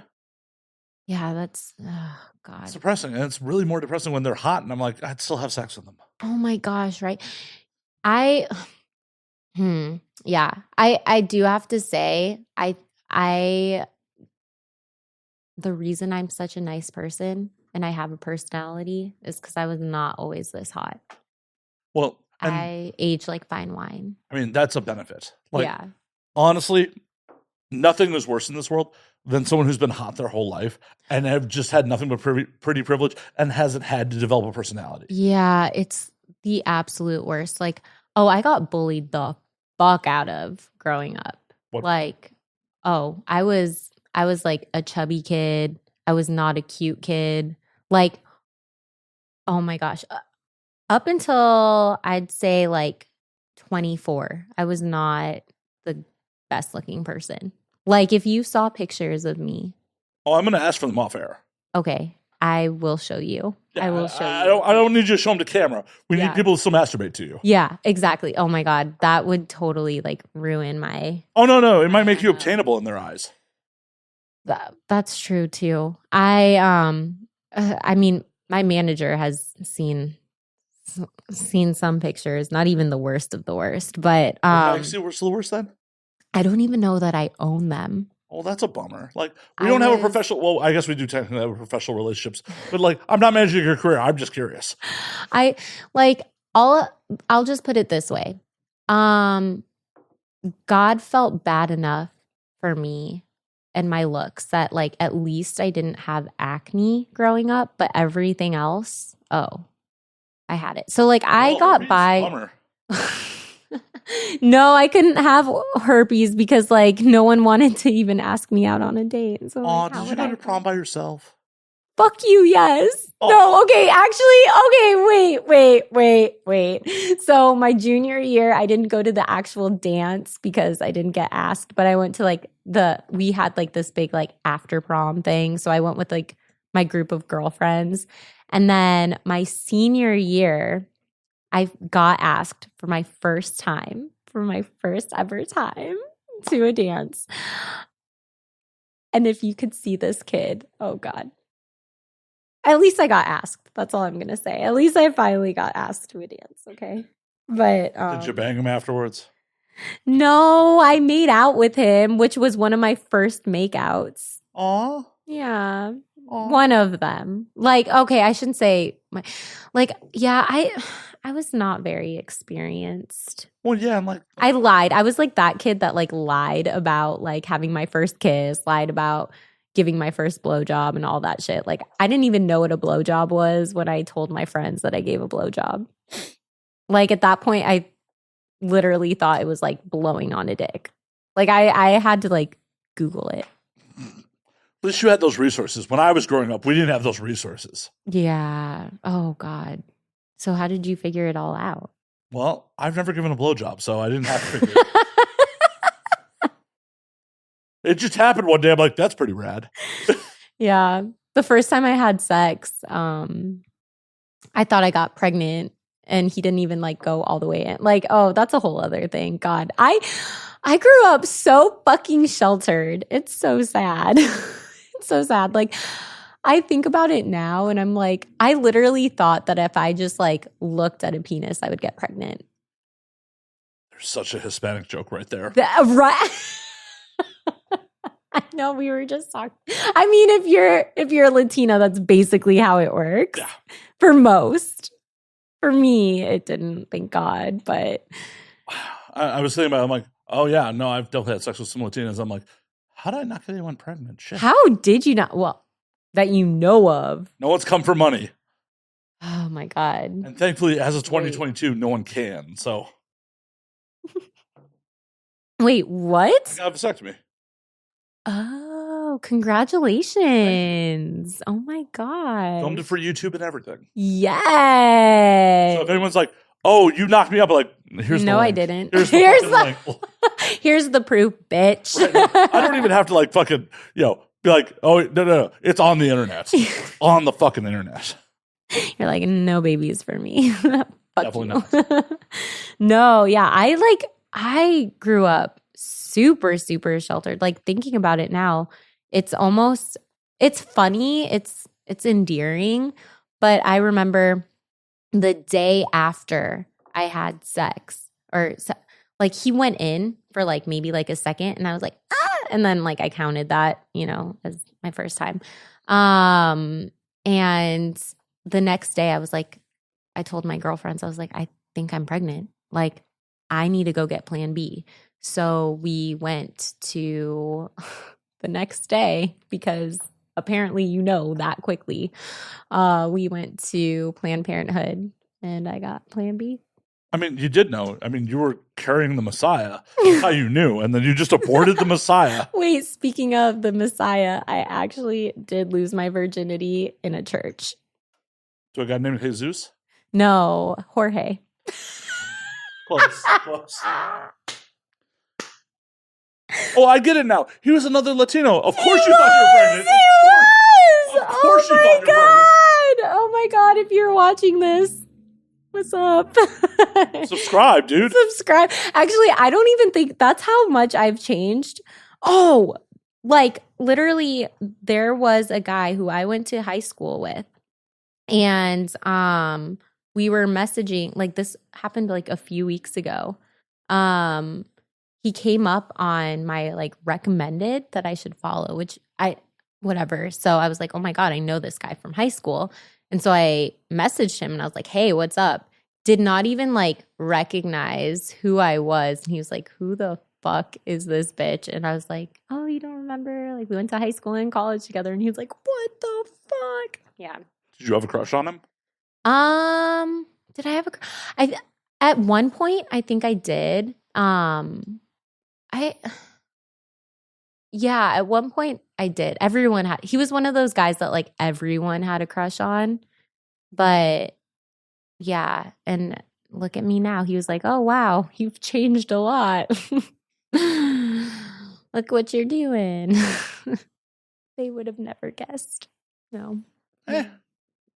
Yeah, it's been quite a ride. It's been quite a journey. And that's how life should be. Like, yes. Fuck. Then, go to high school, go to college, get a stable career, pump out 2.5 children bullshit. Yeah, no, 2.5. Oh, yeah, that's the statistical number, 2.5. What is the 0.5? Well, on average, it averages out to 2.5 children per family. But, like, what does that even mean? You gotta have a cripple? Oh, okay. It's so fucked up. This is why you should watch the long form content before you get here. I love it. No, I love it so much. Oh my God. The clips are relatively safe. What actually gets said on this podcast, not so much sometimes. You know what? We were all thinking it. You just said it. That's how life works. Yeah. I often am the person who just says it. Yes. And I love that about you. I do too. I love that about me. I respect that. I mean, I wouldn't lose any sleep if you didn't. Yes, you would. A little bit if I didn't. No. Come on. Come on. Oh, do I have Just to pretend you care? No. About what I care about. I might.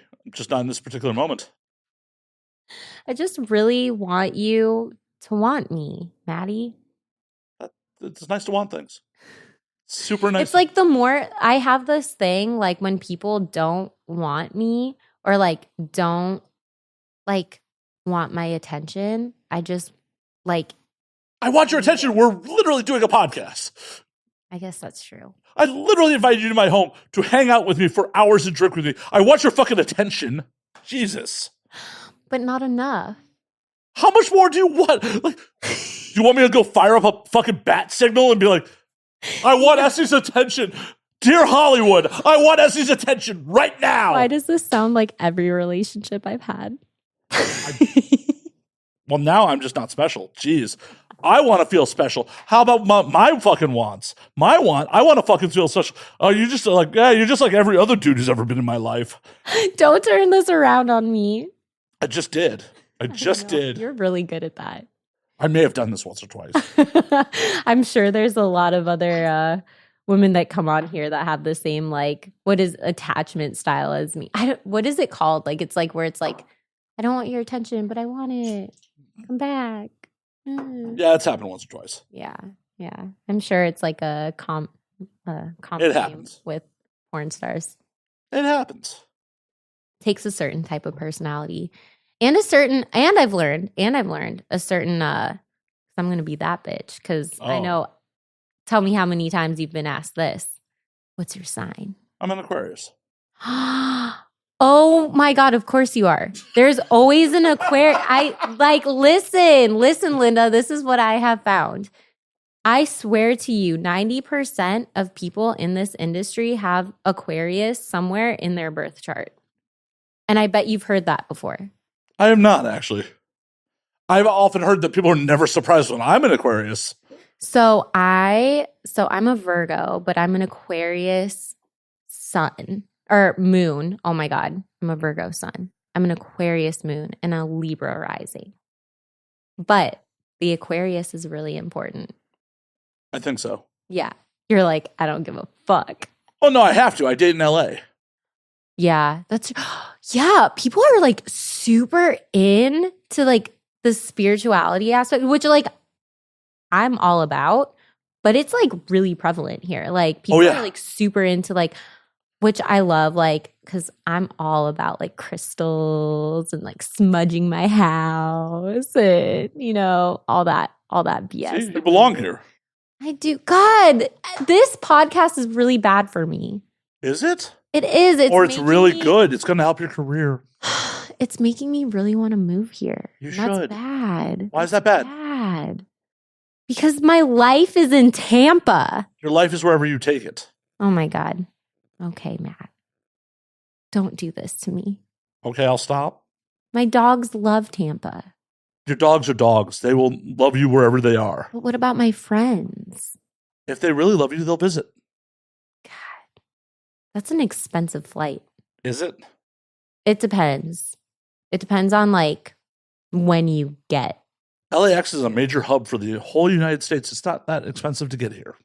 That's true. That's true. Well, unless it's like last minute. Well, yeah. Tell your friends to plan better. God, Matt, don't do this to me. Do what? It would be really good for me to move here. Right. Though. I don't know. The base of the industry, Vegas being less than 4 hours away, where a lot of content is shot. The amount of people you could collab with being here. And not even on a professional level. Like, yeah. I have been all over the country. Like, yeah. I have been to 45 states.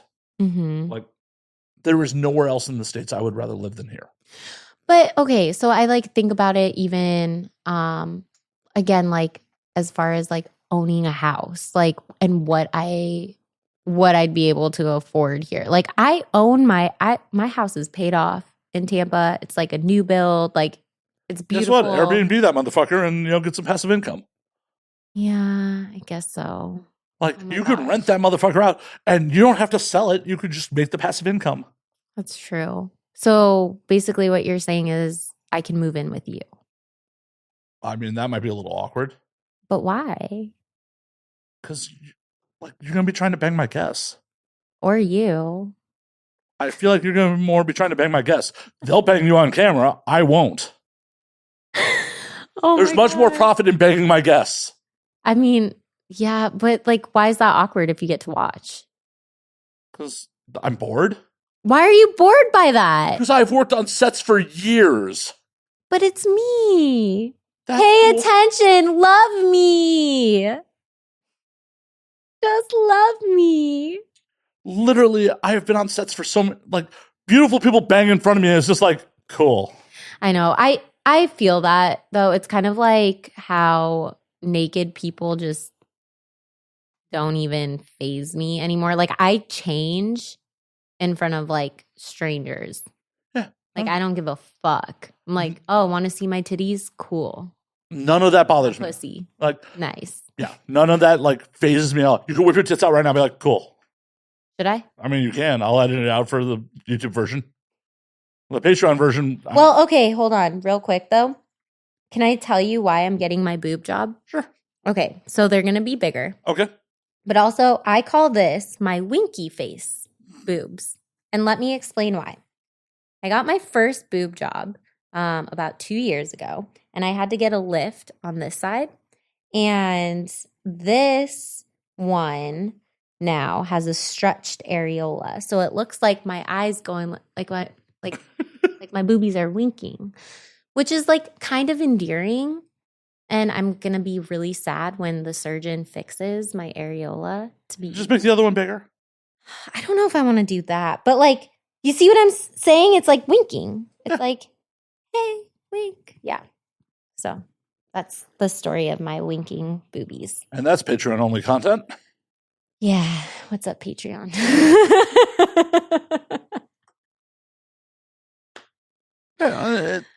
So, yeah. It's just, yeah. I'm going to have to come back, though, when I, like, have my mommy milkers, my beautiful calcium cannons all fixed up. Cool. Yeah. They're going to be, right now I have, like, 350 cc's, and I'm going up to, like, 750, 800. So, they're going to be, like, When I say calcium cannons, I mean calcium cannons. Whenever I know that is the proper measurement for breast, but whenever I hear CCs, I think of motorcycles.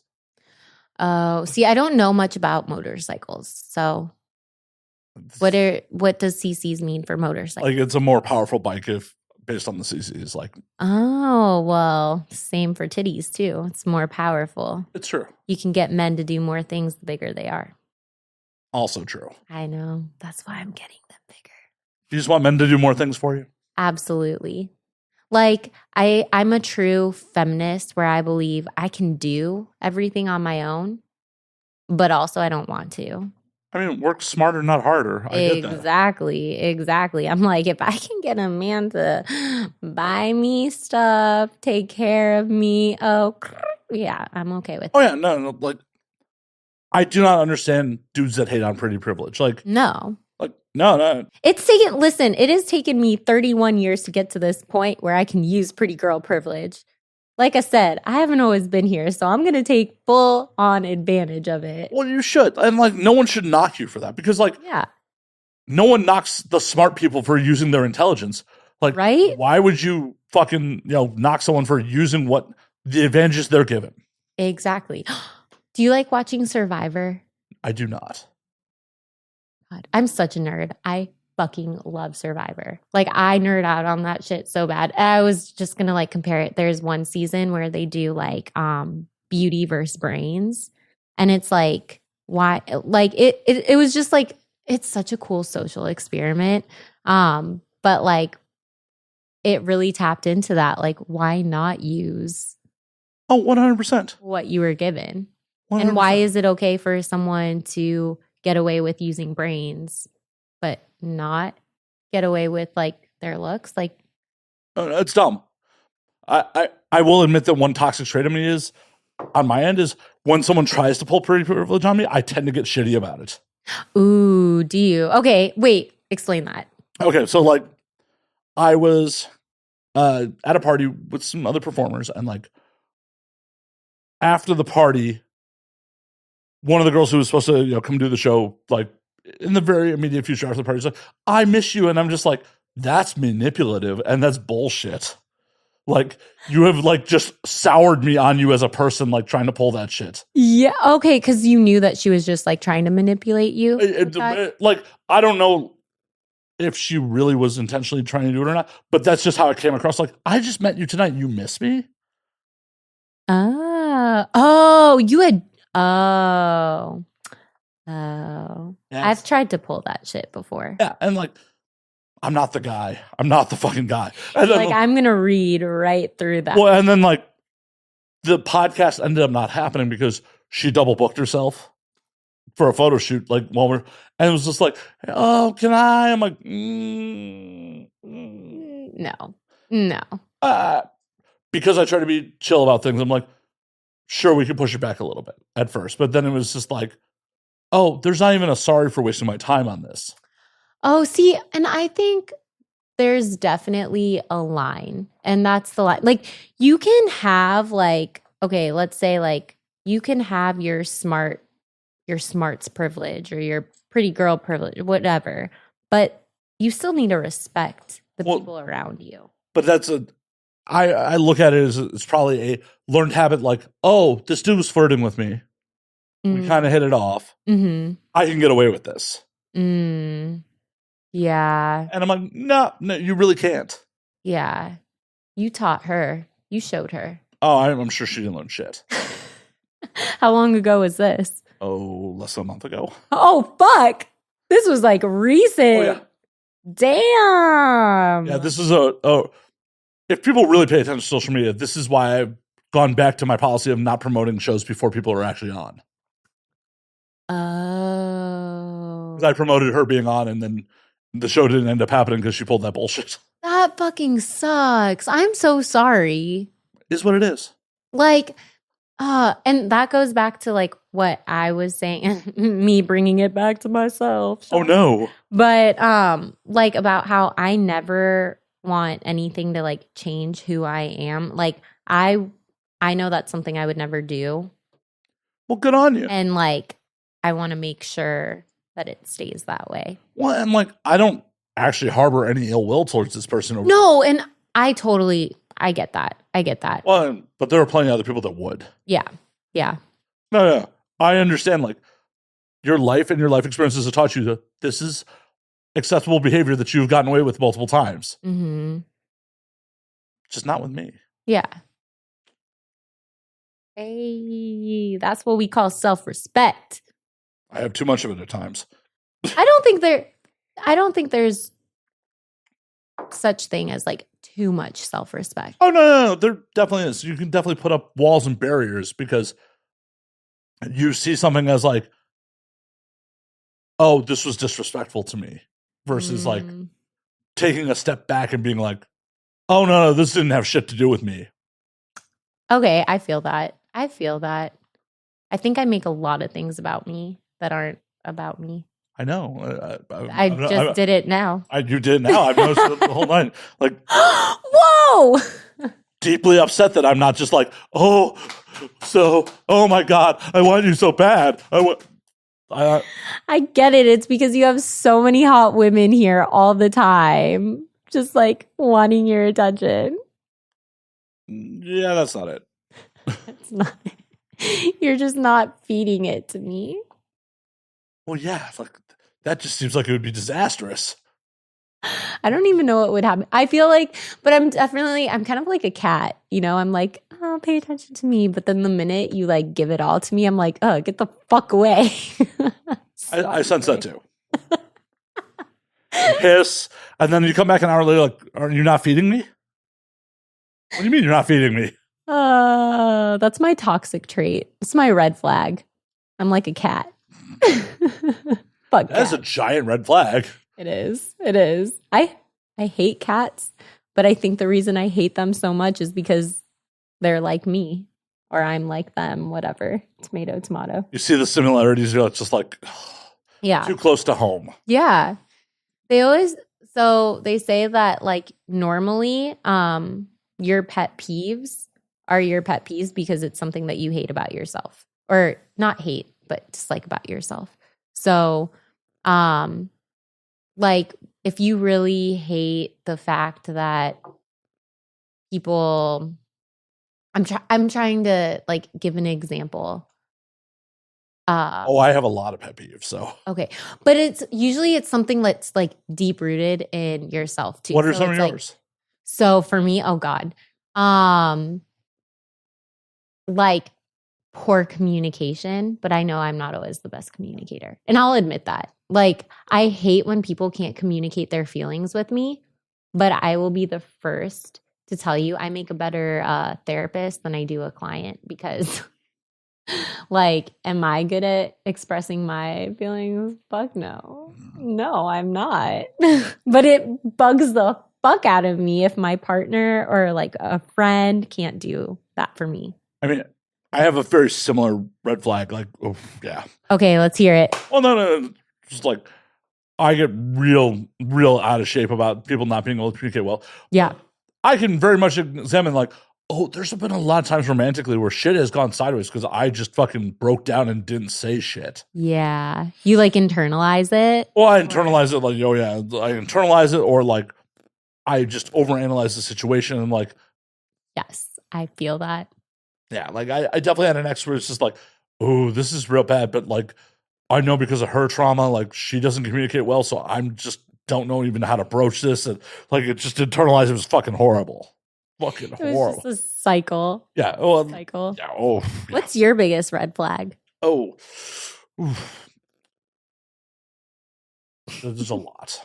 Like there's a lot. There's a lot for me too. It's okay. Well, like I've said this recently, like dietary restrictions for like dating, like dietary restrictions are a big red flag for me now. So like if they're like vegan or vegetarian, yep. Okay. I could see that. Okay. Well, and the reason for it is like one of my big passions in life is traveling. Like, yeah. Like I love seeing the world. And there have been so many times where like I'm in a foreign country, I can barely communicate with the wait staff.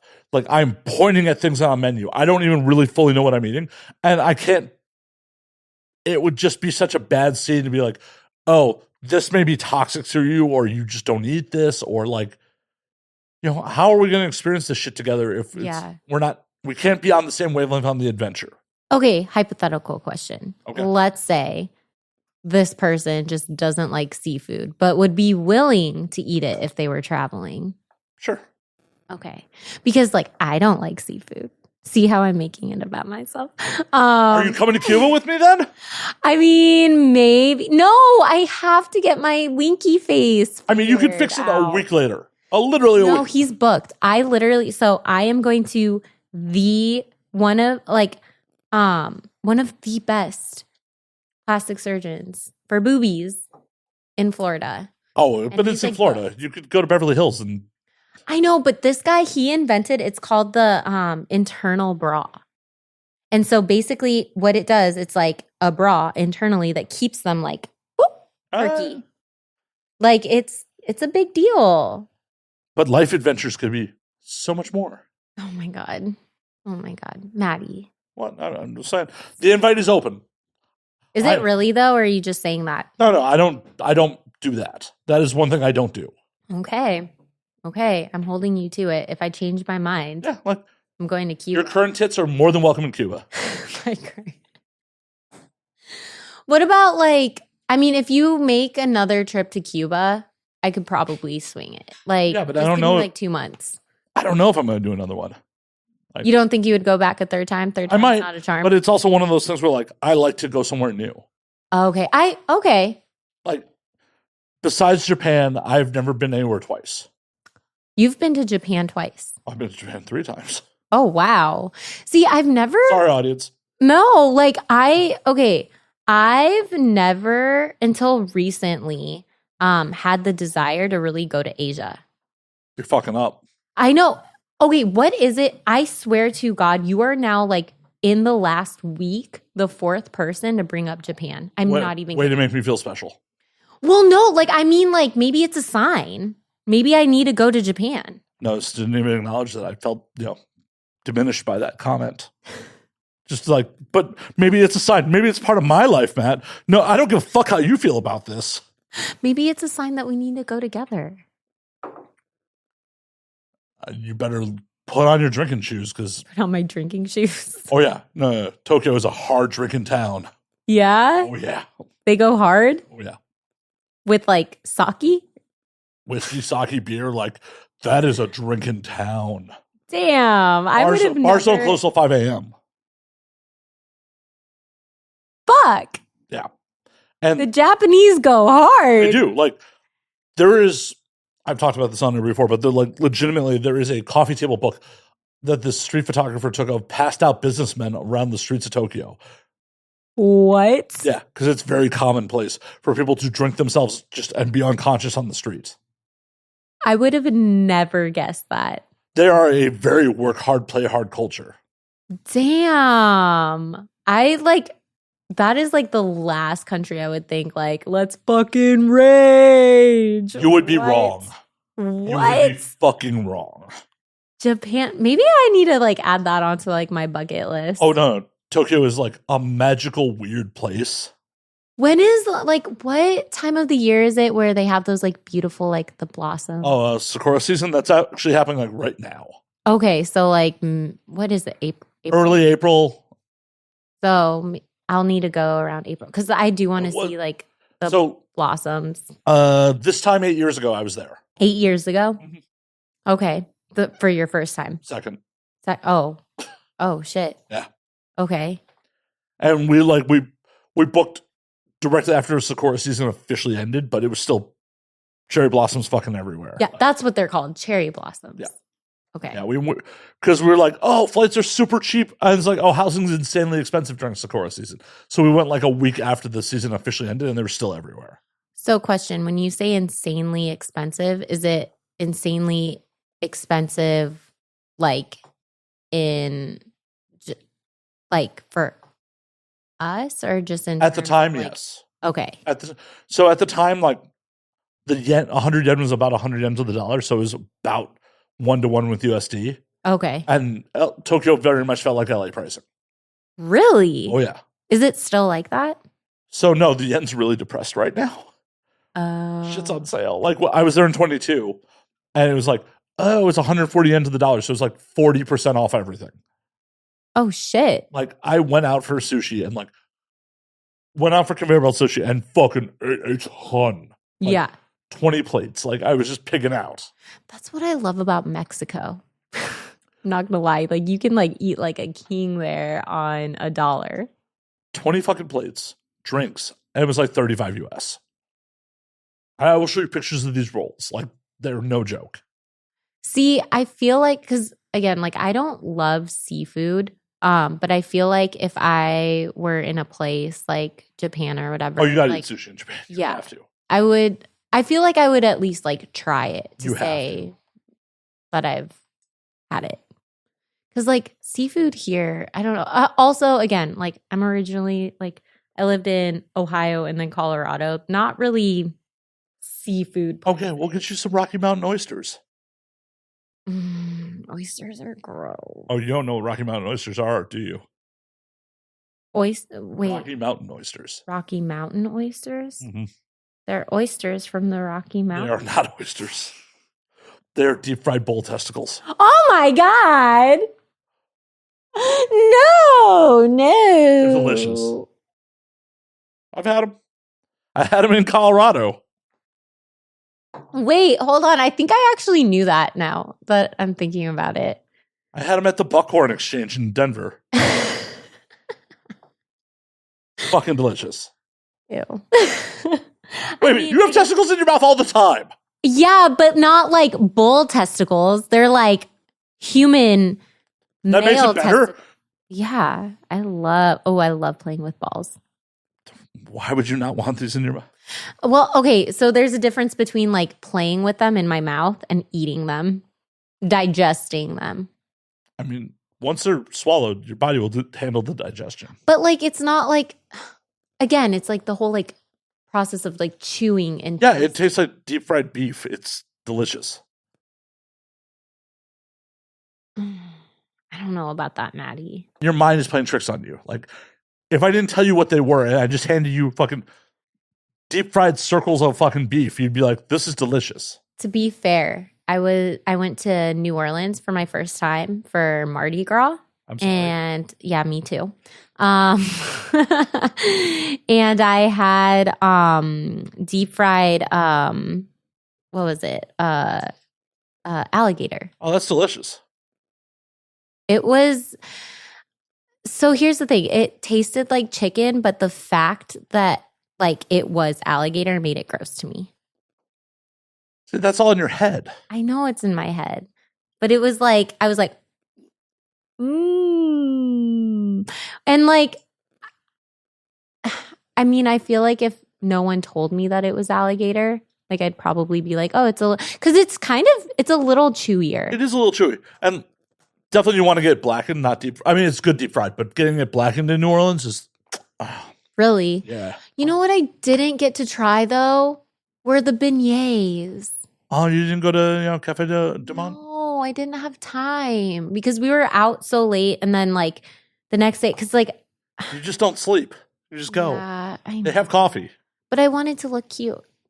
For who? The donut guy? No, so I was there streaming. I was there for for work basically. Okay. Well, I So, get that then. yeah, and so I was like doing a bunch of live streaming and stuff. So I had to like look somewhat presentable. No, But no, now- you go full ratchet. You're just Yeah. like, this is real life, motherfuckers. I mean, normally that's how I live my life. Normally, I am a pretty ratchet person. No, I appreciate that about you. I'm really not. I'm kind of boring. I'm like a homebody. Like, I know. You said earlier, it's just like, I'm playing as an extrovert. listen. Okay, I've had like the equivalent of maybe 3 shots, and I'm drunk. I'm sorry. Yeah, me too. Like, I'm such a lightweight. Don't go to Tokyo with me. You'll die. But I'll just practice. You'll die. Like, okay, so, oh shit. Yeah. Okay, never mind. Yeah. I am perfectly coherent right now. How? A lot of practice. A lot of practice. Gosh, I'm like not doing well with this whole drinking. Oh, like I used to be. Here's the thing though. I used to be able to like drink. Like you were chubbier? Yes. Yes. Sorry, oh my God. I was. No, like for real. I didn't mean to. Oh, that was so mean. Like, no, it's so true though. Like I would, cause I'm 5'4". I was like 200 pounds. So I was a big girl. Like I was a big girl. And I mentioned a little bit in the beginning, like I was in a sorority. And so like I was. Wait a minute, they let people like that into sororities?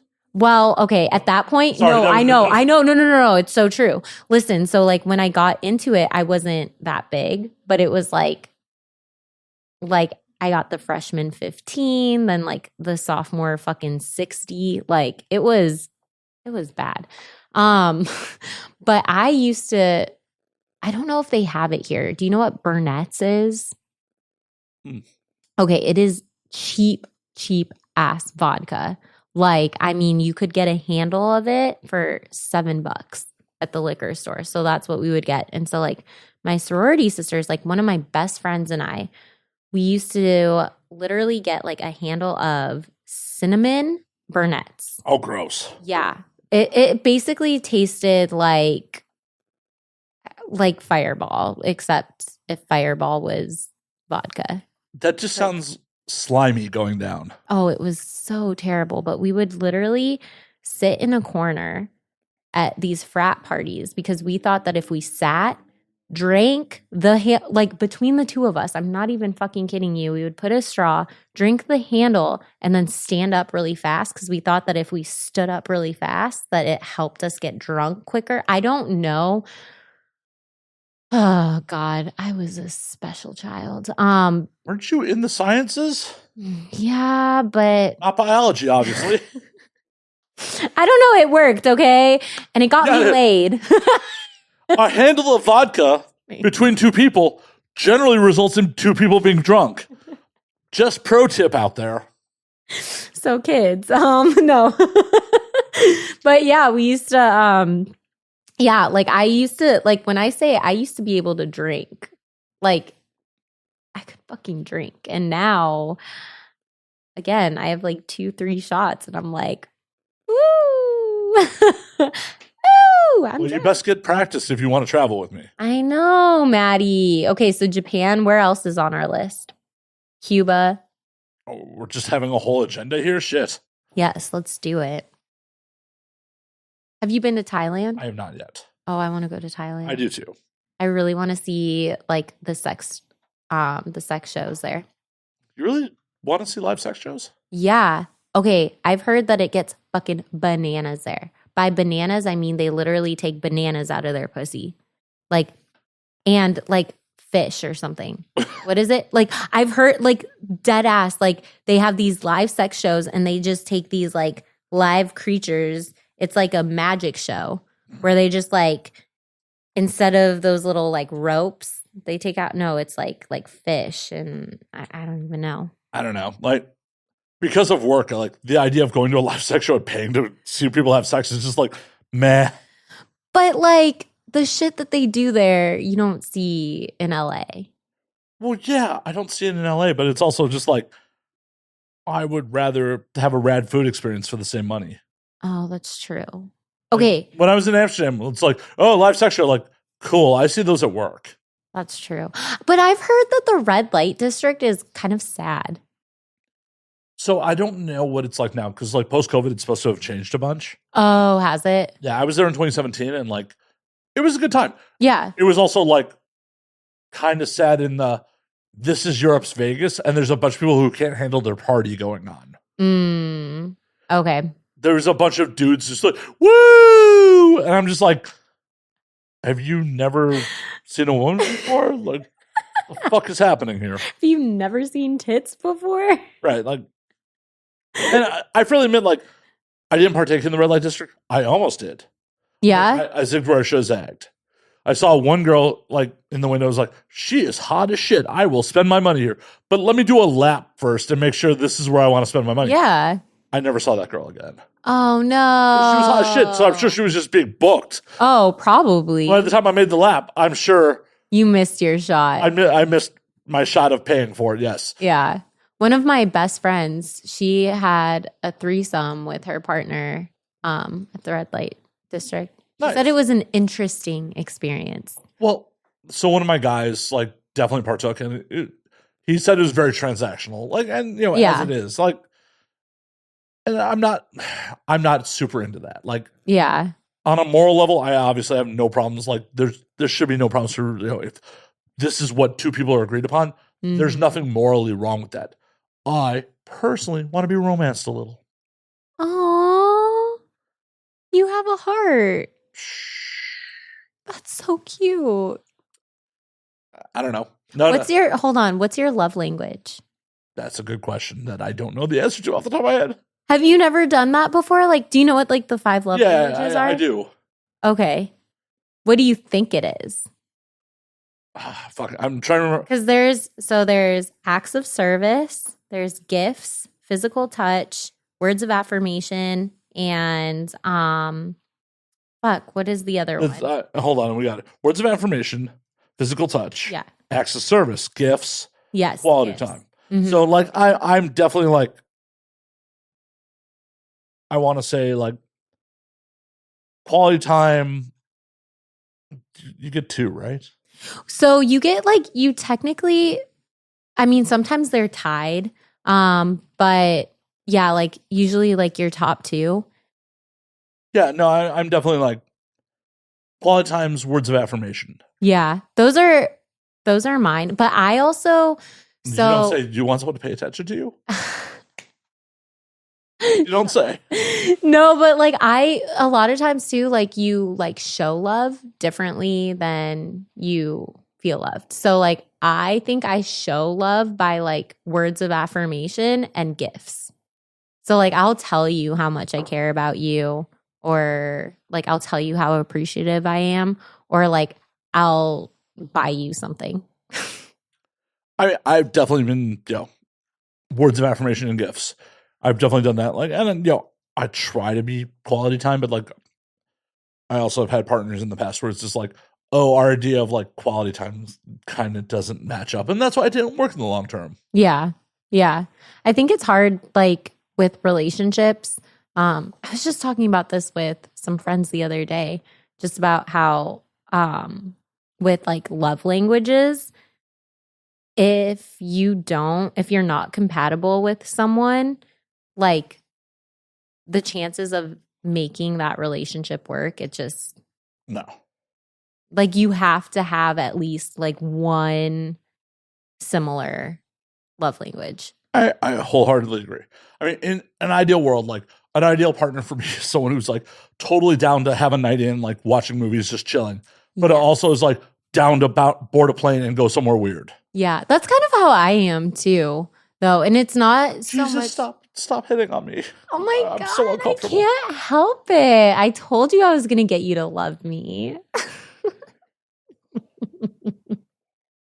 He just keeps drinking. Yep, I sure am. It's like, I'm so used to these crazy bitches. I'm just hoping I black this out and I'll figure it out in post. Wait, hold on, Maddie. Yes. I have to pee. Go pee. Okay, hold on. As I said at the beginning of the show, like, if you need to pee, go pee. I have to pee really quick. Ah! Go pee. I'll be right back. Don't miss me. Everything come out okay? Yes. Okay, you know those pees where, like, it just won't end? Yeah. Have you ever had that? I'm doing it right now. Oh my God. No, like, but for real, it was like. What, would you doubt me? You think I'm lying to you? Yeah. What the fuck? That's fucked up. You come to my home and you just call me a liar. I hope that you're lying to me, because that's like really messed up, man. So I'm just peeing in front of you right now? Yeah. Just making eye contact and peeing? My dogs do that all the time. Oh, my dog. Wow. I'm just being compared to your dogs now.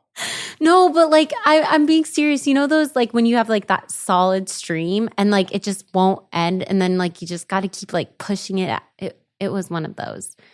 I wasn't pooping, I promise. That was like a solid like 3-minute long pee. It's okay. You're a human. You're allowed to poop. I know I'm allowed to poop, but I want you to know that I didn't. Well, now I'm upset that you didn't. Like, are you in discomfort? Are you holding a poop in? No, I'm not. Maybe. I don't know. Girls don't poop. They definitely do. Mm. I've definitely pulled shit off my dick before.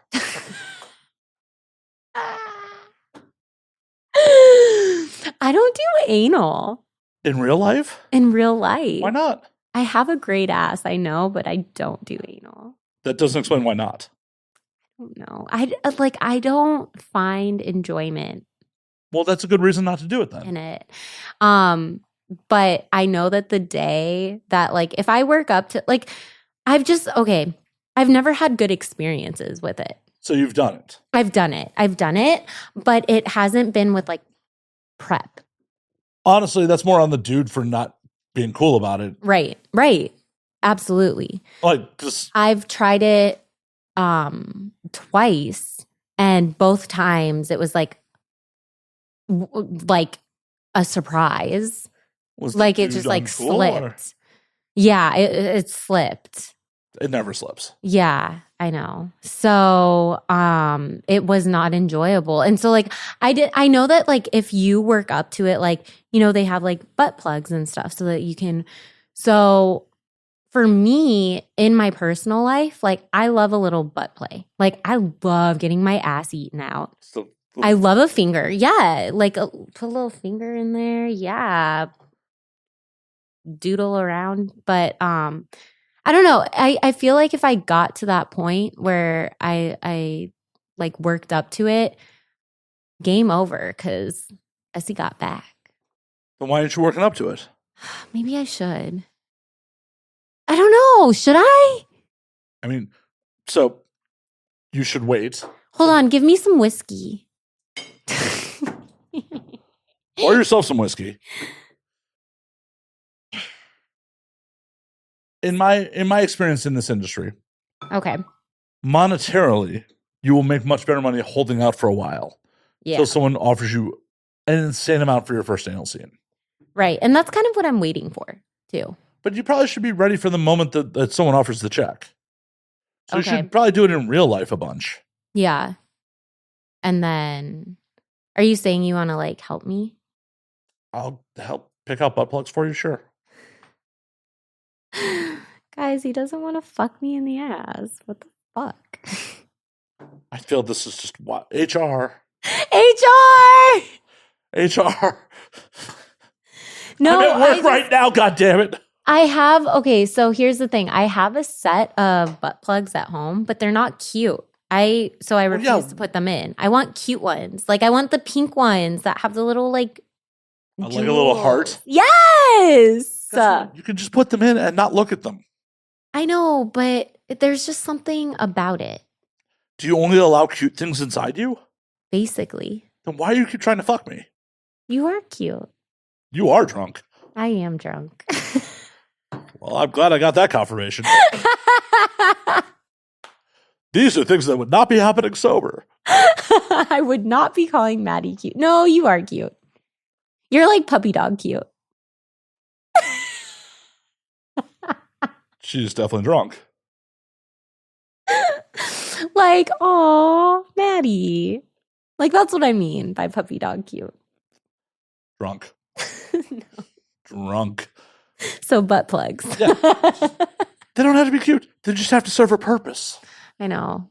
Like, I've been asked countless times, like, especially like on my OnlyFans, like, oh my God, anal, will you do anal? Like, and I know that you can just get so much further in the industry. But you want to hold out on it. Yeah. Like, because people will offer a significant amount of money for your first anal scene. Don't give it away on your OF. Don't give it away on your OF? No, like, some studio will probably pay pretty decent money for it. Hypothetically, what are, like, on the higher end? Like, what have you heard? I mean, over 2K for, like... For just one... Yeah. For the first anal scene? Yeah, oh, yeah. Interesting. I also don't know the dynamics of your OF money, so, like, maybe you'll make more on selling it that way. Yeah. I think like long term OF, yes, but like up front, I could see why.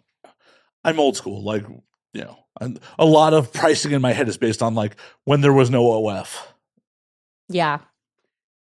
I'm an old man. Stop calling yourself old. I have the hiccups. Proud of you. Thank you. I learned a fun lesson or a fun trick though. Apparently, all I have to say is, I'm not a fish. And it goes away. Hold on. I'm not a fish. Oh my God, they went away. Bravo. Do you know who Will Pounder is? Of course. I've had Will on the show. Oh my God. He's the one that taught me that like 2 days ago. He was like, if you ever get the hiccup, say, I'm not a fish. We're going to have to tell him, Will, it worked. I'm not a fish. Will's an educational motherfucker. That reminds me, I actually have to call Will and actually rebook him because it's been a couple of years. I love him. He's such a sweetheart. Oh, he's good people. I've met the nicest motherfuckers in this industry. In LA. Yes, in LA. In LA. I have. But like specifically in this industry. Like I really do feel really lucky with the people that like I've collabed with and that I've like formed relationships with. Like everyone's been, for the most part, like really genuine and just super cool. Well, I've said this many times over the years, like porn is the land of misfit toys. Mm-hmm. This is not where the actual cool kids end up. Yeah. So you got a lot of interesting personalities here. Yeah, that's true. That's true. Like we all have our stories and like we're all stigmatized. We're all like put in a like in this like little box. And so I feel like we all get each other. Yeah, and there's still plenty of drama. This is also the 13th grade, but yes, there's that. But I, even in just the short few months that I've been in here, I've learned just to stay clear of it, just keep doing my own thing and like embrace the good and the like those connections that I make. If they're like just embracing the solid connections and like leaving the bullshit behind, just not getting involved in that. Like, and that's the advantage of coming in later in life because unfortunately, a lot of performers who come in at 18, 19 don't know how to stay clear of that shit. Yeah, which is why I could see it being called the 13th year. That makes a lot of sense. And I feel like a lot of the people that I have formed good connections with, they also are a little older. And so they have, some more life experience under their belts. Not to say that there's anything wrong with like the younger performers at all. I just haven't personally met too many. Well, there's nothing wrong with the younger performers, but sometimes like their lack of life experience ends up being problematic. Yeah. But even in my personal life, it's not like I'm going to be friends with an 18 and 19-year-old. Like, no offense. But I'm totally offended. For my 19th birthday, I thought we were going to be friends. Yeah. But now that you've had me underage drinking for 2 hours. Shut up. Like, you predator. I'm going to turn 20 next year. I don't want to offend anyone just in case you have, like, I don't know, maybe there's an 18-year-old out there that really wants to be my friend. If they're offended by it, you don't want to be their friend. That's true. It's like when someone's like, all men, like, if you're offended by that, that probably applies to you. Yeah, that's what I was trying to get at with, like, the whole pet peeve thing. Like, if it offends you, if it's a pet peeve for you, it's probably because it's an issue within you. So we're on the same page. Are we? I don't know. I think. Yeah. I was bringing it back to what we were talking about earlier. That was a good callback. It was a fucking good callback. Thank you. Thank you. That's my therapist skills right there. Oh, shit. Mm-hmm. Wait, who's been therapizing who? Therapizing. You've been therapizing me. I know. I learned a lot about myself and my sexuality on this podcast. No one's ever come in the other girl. No one's ever come. I have been the cum dumpster. Life goals. Yes. I love being a cum dumpster. Well, I'm glad you love what you do. Mm-hmm. Yeah. Especially all over my face. Whatever makes you happy. It does. Like, I guess I didn't say this earlier, but like, giving a facial or coming on someone's tits like isn't necessarily my thing. But if like when I have an enthusiastic partner who's like, come on my face, yeah, then it's hot. Yes. Like the first girl I ever hooked up with was just like, come on my tits. I'm like, okay, this is hot. Like, yeah. Normally I would rather just cream pie people, but yeah. Well, the crazy thing is I really did not even know how much I loved it until I was in the industry. Like I have found out like I thought that I had already discovered, because like when I say like in my personal life, like I did so much to just like figure out like what I like, what I don't like, and like who I am as a sexual being. But like being in the industry has taught me even more about just me as a sexual, as a woman. Like, and one of them is that I fuck with some facials. Yeah. They're just so hot. And then I love like licking it all up. Oh my God. It's just like, good girl. Yeah. Whatever makes you happy. Like, I'm not here to I'm not here to yuck other people's jums. I'm just saying, for me, unless my partner is very enthusiastic about it, it's just like, oh, I'm trying to pull out and come on your face. Yeah. I feel that. So like if I asked you to come on my face and I was like super excited about it, you would do it though? I mean, that would be really weird for me to just be sitting here and then you'd be like, hey, Matt, come on my face. Like, hey, Maddie, come on my face. Yeah, it's really weird. Like, I'm very much like flaccid and not aroused right now. Like, what the fuck? I've never heard that before. That's so sad. I'm not making you hard. Just being in my presence. That is correct. I love how honest you are. You don't even try. Was I supposed to sugarcoat? Like, oh yeah, I'm rocking a half chub right now because you're in my presence. You're like 2 arms lengths away from me, having a conversation with me. I'm half erect. Honestly, if you said that, I'd be so fucking creeped out. Exactly. So thank you for being completely nonplussed about this situation. Like, oh, hey, I'm having a conversation with another human being. Thank you for being flaccid for me, Maddie. You're welcome. Happy to do it. Yeah. That word is kind of funny. Flaccid. Yeah, it's a funny word. Like, who came up with that?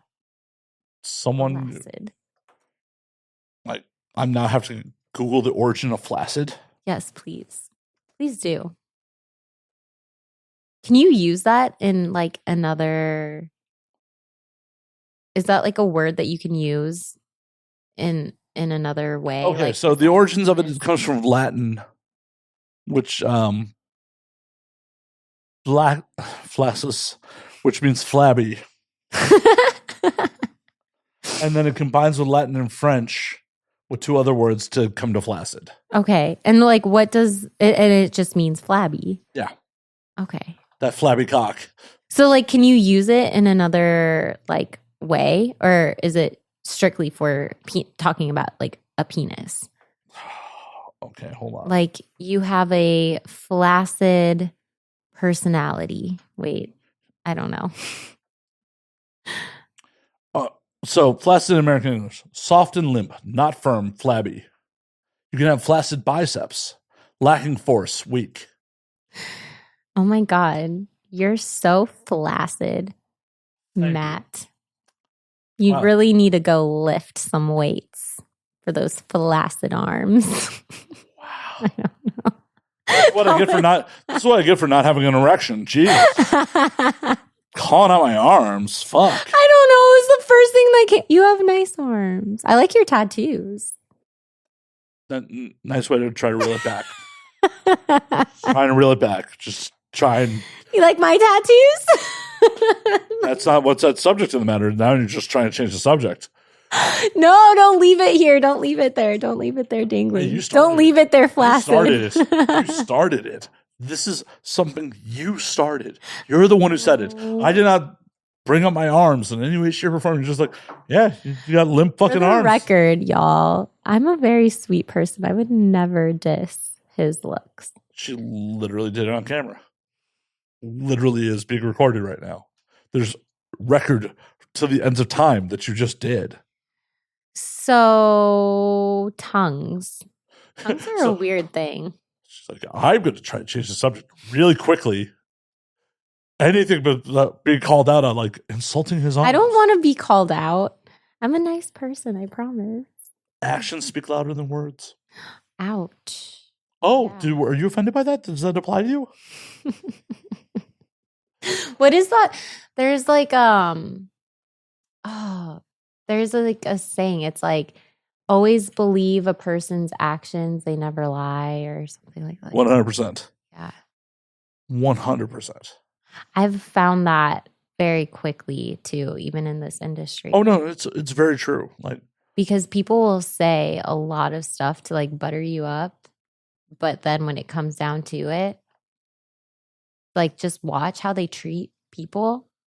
Or like, even I don't know if we were talking about it before we started the podcast, or if we were saying this in the beginning, even about like people who like shout out other, creators and stuff when it comes to like collaborations and everything. Like, there's a lot of times where, again, because I'm a small creator, people will be like, yeah, I'm going to shout you out. I'm going to like, let's help each other out. And I get like super stoked about it. And then it's like, they never do. And like, I have found that, you gotta watch out for yourself. You gotta keep yourself safe. Look out for numero uno. sadly do in this industry, because unfortunately, even the people that are supposed to work for you in a lot of cases don't have your best interests at heart.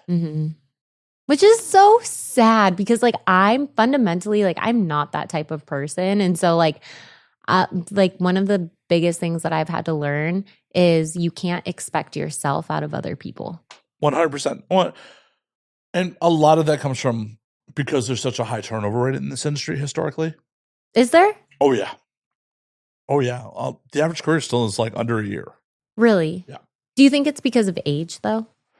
It's a lot of factors. Like, a lot of people don't know what they're getting themselves into. A lot of people can't handle the pressure, the social stigma that comes with doing the job. I could see that. A lot of people can't handle the loneliness that comes with the job. Dating in this industry is fucking a nightmare. Yeah. So, I mean, obviously, you're hitting on me. What does this world come to? I mean, just, God. Wait, what's that supposed to mean? Like, is that a diss on you or me? Or Both. like Both. Both. Oh I promise you could do better. Like, build that self-esteem up. You could do better. I know you're a new creator, but you could do better. I'm dead. Oh my God. But this is very much a lonely place for a lot of people. Like, over the years, I've worked with people that are wildly successful in the industry, like top tier talent. And like, they've had a lot of very unsuccessful relationships because of jealousy, because of bullshit. Yeah. So like, if people are lucky enough to find their person, it's legitimately a lucky situation. I agree. I could see that. And there's plenty of people that just can't hack that. Like, there's, unfortunately, for better or worse, there's a lot of people in life, like, their only real goal in life is to be in love, to be, somebody. Yeah. And having a bunch of social stigmas and, the nature of the job, it disqualifies a lot of fucking people. Oh, yeah. For sure. So a lot of people can't hack that shit. A lot of people just also think it'll be fucking easy money. Oh, God. That is I wish we could debunk that so quick. Like, what the fuck? It is not it. I guess it's like, I guess it also depends on like what you define easy as. I mean, I don't think by any definition in the modern era is it easy money. No. Like when I got in, I know some people that were making deep into six figures by just showing up to set multiple times a week, doing their scenes and going about the day. They didn't have to promote much. They didn't have to like do much beyond showing up to set. It's not like that anymore. No, those days are long fucking gone. No. You have to have a social media presence. Like you have to. And that alone takes hours. Like people don't realize like one TikTok or one Instagram reel that takes fucking like 10 seconds can take you like 30 minutes. And that's like and sometimes even longer than that. And then on top of that, oh my God, it just like thinking about it like stresses me out and makes me want to like punch people in the face who say it's easy money. Oh, for sure. Like a great example is I used to do some mainstream editing for some pretty high-end YouTubers. And I used to get paid a 10-hour day to cut a 50 to 60-second intro for their YouTube channel. Yeah. Like, it takes work. Yeah, they were literally willing to pay me 10 hours to cut something that 60 seconds is an end product. You think that's easy? Yeah. Like, I think the difference is like, okay, so if I were to compare like me being a therapist to me working in porn, I would say I work longer at like now with my job than I did. And I worked long fucking hours, but at least I see the monetary value in what I'm doing now versus which I mean, that says a lot about our society too. I'm not gonna like, but I see it paying off at least.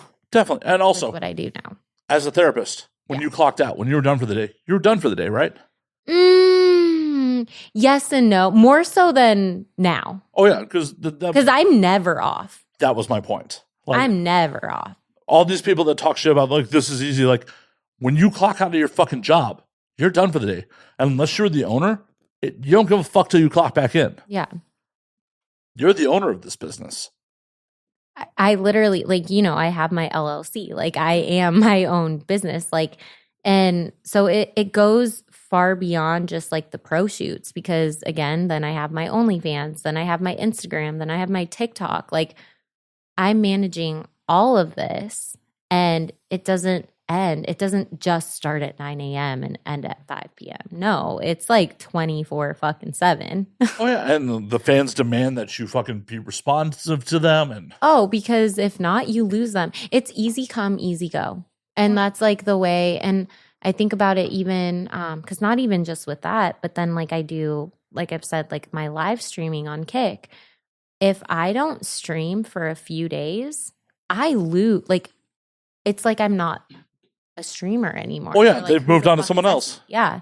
And so it's like almost like restarting. Like, I've had times where like I'm so, like in the last few months that I've started, where I've been so busy with like my shoots that like I haven't been able to put as much time into like my live streaming.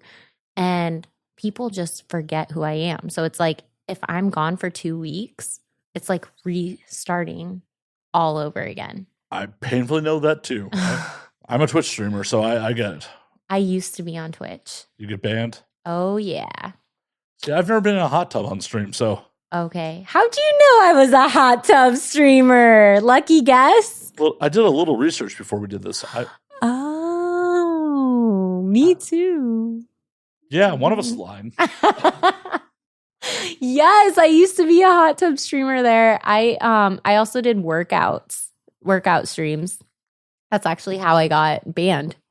Because Twitch, unless you're like one of the lucky few girls that has like made it to partner, they don't like it if you have an ass, apparently.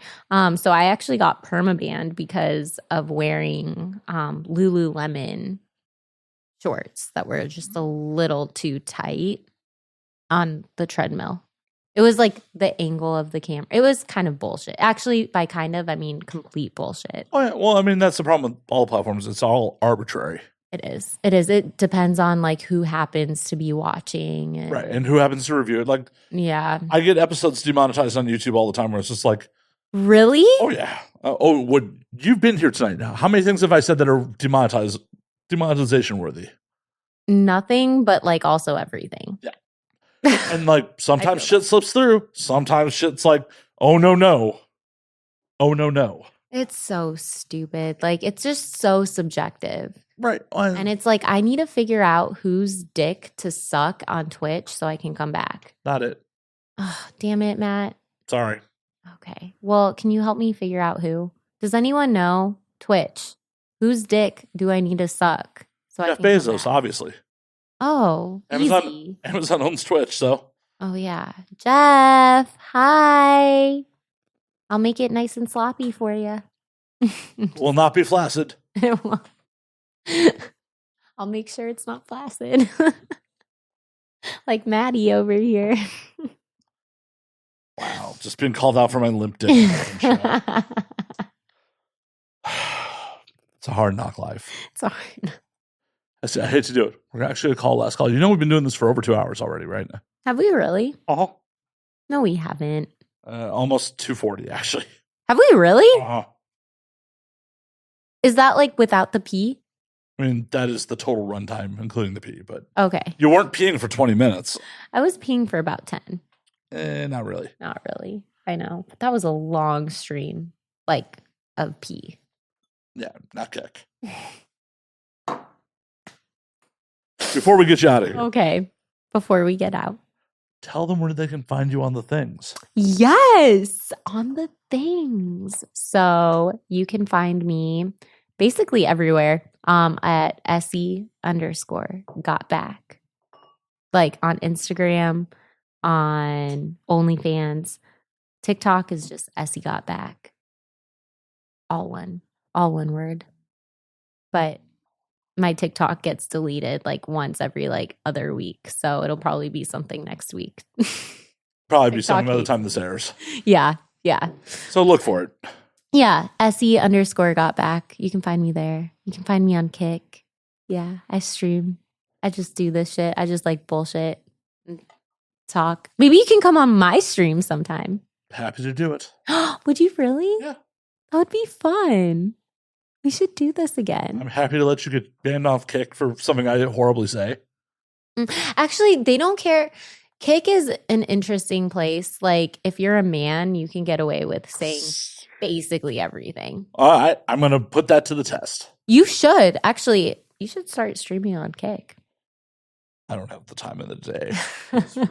Well, I've been slacking on my Twitch streams too, so. Well, if you ever need help with that. I will happily come do your show. Okay.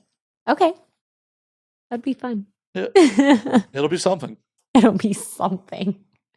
I'm just saying, if you get kicked off, it's not really my fault. You invited this. I'm totally going to blame you. Fair enough. This is how it ends. Until next week. Okay. Drink up, motherfuckers. Yeah.